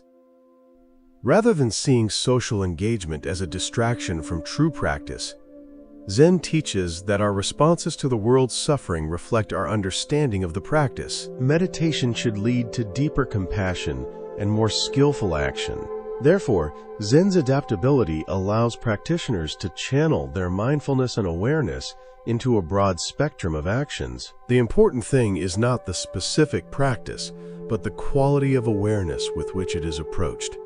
Every moment, whether mundane or extraordinary, can be an opportunity for awakening. As Zen continues to spread from the East to the West, many misconceptions about its nature and practice have emerged. These misunderstandings can hinder newcomers' engagement with Zen and misguide their expectations. One of the most common misconceptions is that Zen meditation is about emptying the mind entirely. Many beginners, unable to silence their thoughts, often believe they are failing at meditation. In reality, Zen practice does not demand the elimination of thoughts, but a shift in how we relate to them. Rather than seeing thoughts as truths to be followed or suppressed, Zen teaches us to recognize them as transient mental events passing through awareness. The goal is not to have a blank mind, but to create a spacious awareness where thoughts no longer control us. As Zen master Shunryu Suzuki once said, "Leave your front door and your back door open. Allow your thoughts to come and go. Just do not serve them tea. Another misconception is that Zen is passive or detached. Some critics of Zen interpret the practice as promoting withdrawal from life's challenges, viewing it as a state of indifference. But true Zen practice encourages engagement with life. By relinquishing the self-concern that typically limits us, we become fully available to the present moment, responding with clarity and presence. Zen masters are often described as remarkably engaged and alive, not detached. Zen also nurtures non-attachment, the concept that differs from mere detachment. Non-attachment involves fully engaging with life while letting go of the desire for control over outcomes or experiences. It is similar to playing a game with all your heart, while remembering that it is ultimately just a game. Zen teaches that non-attachment does not mean indifference or withdrawal. It means being free from clinging while still participating wholeheartedly in life. Some also mistakenly view Zen as being anti-intellectual, assuming that it dismisses critical thinking in favor of direct experience. While Zen emphasizes the immediacy of experience, it does not reject intellect. Zen recognizes the value of intellectual understanding, but also acknowledges its limitations in grasping the absolute. Zen masters often use unconventional methods to push students beyond conceptual thinking, but this does not diminish the importance of intellect. In fact, many great Zen teachers were highly educated and intellectual, using their intellect skillfully to help guide students to a deeper understanding. Another misconception is that Zen is mystical or supernatural. Many people think Zen practice leads to extraordinary or mystical experiences. But this is a misunderstanding. Zen is not about seeking altered states or supernatural powers. Instead, it focuses on waking up to the present moment, seeing the extraordinary in the ordinary. As the Zen saying goes, the ultimate miracle is not walking on water or through fire. The ultimate miracle is walking on the earth. Zen is also not a quick fix, contrary to the expectation of instant relief from stress or anxiety. While meditation may bring immediate peace and relaxation, deeper transformations occur gradually with sustained practice. Zen is best understood as a lifelong journey of exploration, rather than a technique for quick results. It is about consistently showing up and engaging with whatever arises in the moment, not seeking to achieve something or attain a particular goal. A final misconception is that Zen involves worshiping the Buddha as a deity. While Buddha statues are often present in Zen centers, Zen does not view the Buddha as a god to be worshipped. The Buddha is revered as a human being who discovered the potential for awakening inherent in all people. Bowing to a Buddha image in Zen is not an act of worship, but an expression of gratitude and recognition of our own Buddha nature. By clarifying these common misunderstandings, we can approach Zen with more accurate expectations and a better understanding of its true nature. Zen is not an escape from life, but a way to enter more fully into life as it is. For those interested in beginning Zen practice, it is important to start small. Rather than overwhelming yourself with an ambitious meditation schedule from the start, aim for short, regular sessions. Even 5 or 10 minutes of sitting meditation each day can bring benefits. In the beginning, consistency matters far more than duration. It is helpful to find a time that fits into your daily routine. Many practitioners find that meditating first thing in the morning before the day's activities begin helps establish a regular practice. Creating a supportive environment for meditation can also make a significant difference. Designating a specific space for your practice, even if it is just a small corner in a room, can provide a dedicated spot where you can settle into your practice more easily. A simple cushion or chair can serve as your seat, and some practitioners find it beneficial to set up a small altar with objects that reflect their intention to practice, like a candle or an image that inspires mindfulness. In the early stages of meditation, it can be tempting to measure your progress or judge your experiences. However, Zen practice invites us to release these judgments. Each moment of meditation, whether it feels successful or not, is part of the process. It is not about perfection, but about showing up consistently and being present with what arises. The more we practice, the more we understand that the essence of Zen is not about achieving a particular state, but about embracing the simplicity of the present moment. Another key practice is learning to be mindful throughout your daily activities. Zen does not separate the spiritual from the mundane. Everything we do can be part of our practice if we bring the same attention and presence to it as we do during formal meditation. Whether it is eating, walking, or even doing chores, these activities can become opportunities for mindfulness. Every task becomes a chance to practice awareness and to be fully present with whatever we are doing. As you deepen your practice, it is normal to encounter challenges and difficulties. Meditation can bring up difficult emotions, thoughts, or restlessness. When this happens, rather than reacting or resisting, Zen encourages us to meet these challenges with equanimity and mindfulness. If we approach these moments with awareness and without judgment, they become part of our learning. Zen teaches that there is no need to push away discomfort or try to avoid difficult feelings. Instead, we simply observe them, letting them come and go as they are. Over time, as our practice matures, we may experience moments of clarity, insight, or deep peace.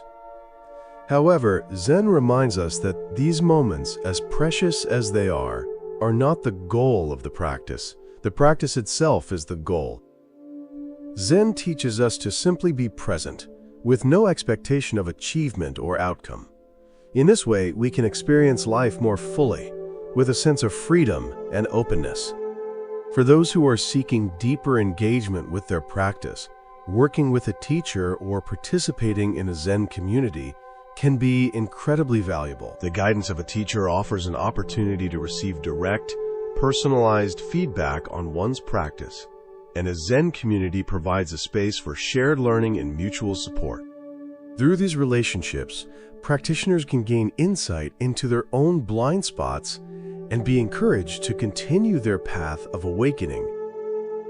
It is also important to recognize that Zen practice can take many different forms. Some people may gravitate more towards seated meditation, while others may find that practices like mindful movement or creative arts provide a more accessible entry point into the teachings. Whatever form your practice takes, the key is to approach it with awareness and a willingness to be present with what is.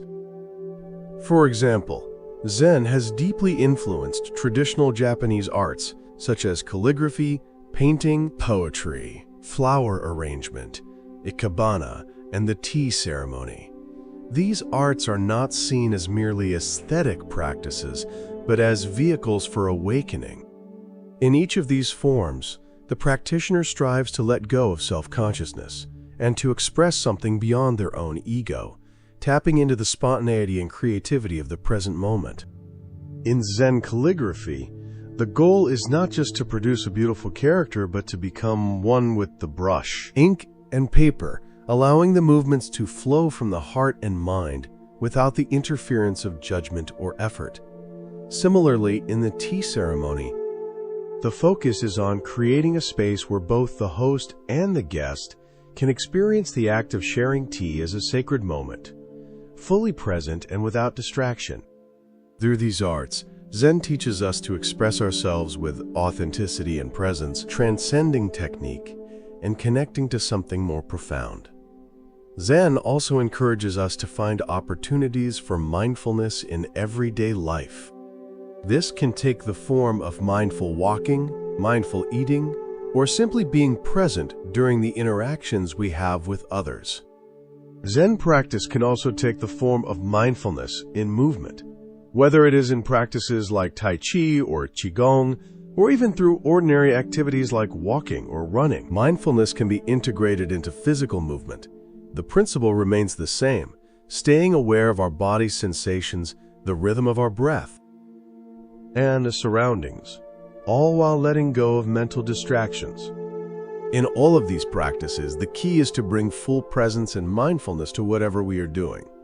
Whether sitting in meditation, working, or engaging in physical activities, we can cultivate a sense of awareness and openness that connects us to the present moment. This is the essence of Zen, being fully engaged with life, not for any particular outcome, but simply because we are alive and present in this moment.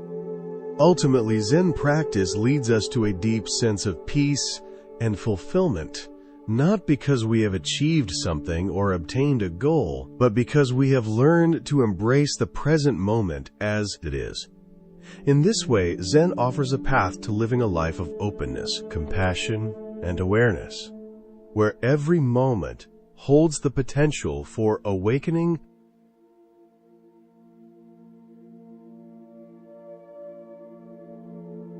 You might choose a candle, a flower, or an image that holds meaning for you. This is not about worship, but about creating visual reminders of what is truly important. Minimize potential distractions during your meditation time. Turn off your phone and notifications, and inform those around you that you need uninterrupted time. Learn the basics of seated meditation posture. You can sit on a cushion on the floor, a zafu, a bench, or a chair. The key elements of posture are keeping your spine relatively straight, but not rigid. Imagine your head being gently pulled upward, lengthening your spine. Let your shoulders relax and fall away from your ears. Position your hands comfortably, either on your thighs or in your lap.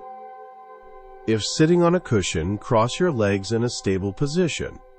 If using a chair, keep both feet flat on the floor. Keep your eyes slightly open with a soft gaze downward, about 3 to 4 feet in front of you. This will help prevent both drowsiness and distractions. Experiment with different postures to discover what works best for your body. There is no single correct way to sit. What matters is finding a position that supports both alertness and comfort. Begin with breath awareness.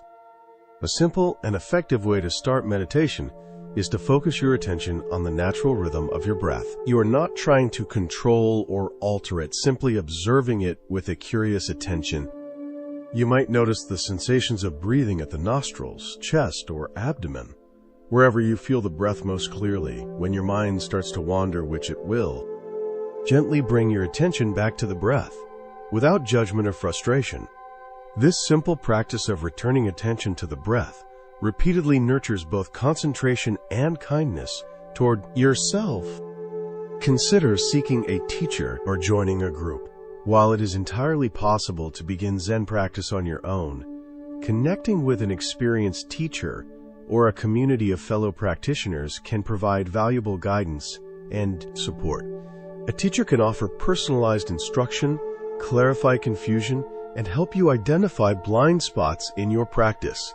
A group offers the encouragement of practicing alongside others who share similar aspirations.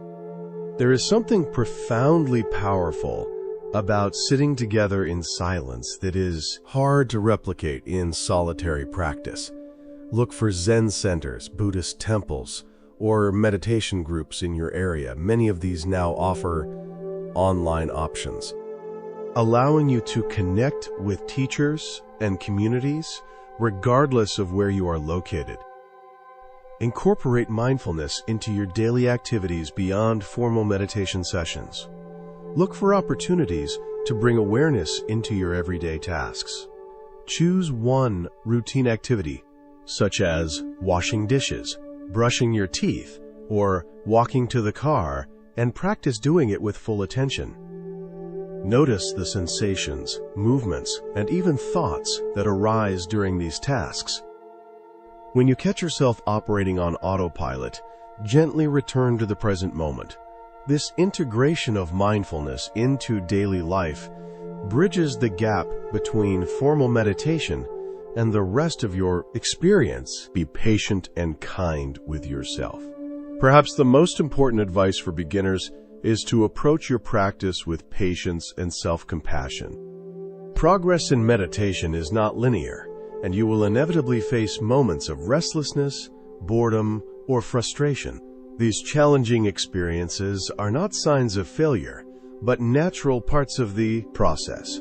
Each time you notice your mind wandering and gently bring it back to the present moment, you are strengthening the muscle of awareness, even if it does not feel like progress in the moment.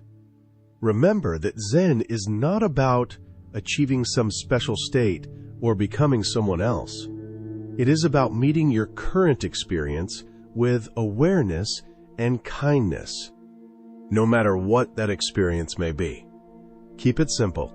As you continue practicing, you may encounter different techniques, teachings, and traditions. While exploration can be valuable, there is wisdom in keeping your practice simple, especially in the beginning. The essence of Zen practice is remarkably straightforward. Show up, pay attention, and meet what arises with awareness and compassion. Everything else is just elaboration. As Zen master Shunryu Suzuki famously said, "In the beginner's mind, there are many possibilities, but in the expert's, there are few." Approach your practice with this beginner's mind, open, curious, and free from fixed ideas about what meditation should be or what you should experience. As we conclude our exploration of Zen Buddhism, it is worth reflecting on the ongoing, ever-evolving nature of the path. Unlike pursuits that have clear endpoints or achievements, Zen practice is never finished or completed. It is a lifelong journey of discovery and transformation. This open-ended quality can be challenging for minds conditioned to seek closure and accomplishment. We naturally want to know if we are progressing, if we are doing it right, or if we are approaching some final goal. Zen, gently but persistently, undermines these very questions. As the 13th century Japanese Zen master Dogen wrote, "If you cannot find the truth right where you are, where else do you expect to find it?" This teaching points to the immediacy and accessibility of what we are seeking. It is not something distant to be attained after years of practice, but the very nature of this moment when seen clearly. Yet, for most of us, this clear seeing does not happen all at once. We get glimpses, moments of unusual clarity or presence, followed by the familiar fog of habitual thinking and reactivity. The practice is to notice both the clarity and the fog with the same accepting awareness, neither clinging to special experiences nor rejecting ordinary ones. Over time, something begins to shift. The boundaries between practice and the rest of life start to dissolve. We find ourselves bringing the same quality of attention to washing dishes as we do to formal meditation. We notice how reactive patterns that once seemed inevitable now have a little space around them, creating room for choice rather than automatic responses. These changes may be so subtle that others notice them before we do. A friend might comment that we seem more present in conversation, less reactive to criticism, or more at ease in challenging situations. Often, it is in our relationships that the fruits of our practice become most apparent. As our exploration of Zen Buddhism nears its end, it is time to let your body and mind gently drift toward restful sleep. Allow the concepts and teachings we have explored to settle softly in your awareness without any effort to hold on to them. Trust that what is most valuable will stay with you. even as conscious thought relaxes into the embrace of sleep. The wisdom of Zen is not something to grasp intellectually, but something to absorb naturally, like rain soaking into the earth. As you rest, allow yourself to simply be, without effort or striving. This effortless being is itself a glimpse of what Zen points to, the peace that comes when we stop rushing. Stop trying to become something different, and allow ourselves to rest in natural awareness. Feel the weight of your body supported by the bed or surface beneath you. Notice the rhythm of your breathing, flowing in and out without your conscious control. Listen to any sounds in your environment, just pure hearing, without labeling or judging them. As thoughts arise, perhaps reflecting on what you have heard, planning for tomorrow, or wondering about unrelated matters, simply notice them with gentle awareness. There is no need to follow them or push them away. Like clouds passing through the sky, they can drift through the spaciousness of your awareness without disturbing its fundamental tranquility. In these moments before sleep, you are practicing what Zen calls non-doing, not actively trying to accomplish anything, not even trying to fall asleep. Letting go of effort creates the optimal conditions for deep, restorative rest. As you continue to relax, you may notice subtle sensations throughout your body. Areas of tension may gradually release, or you may feel warmth, coolness, tingling, or pulsing. These sensations are not problems to be fixed. They are simply part of your living experience in this moment. Meet them with the same gentle awareness you have been cultivating.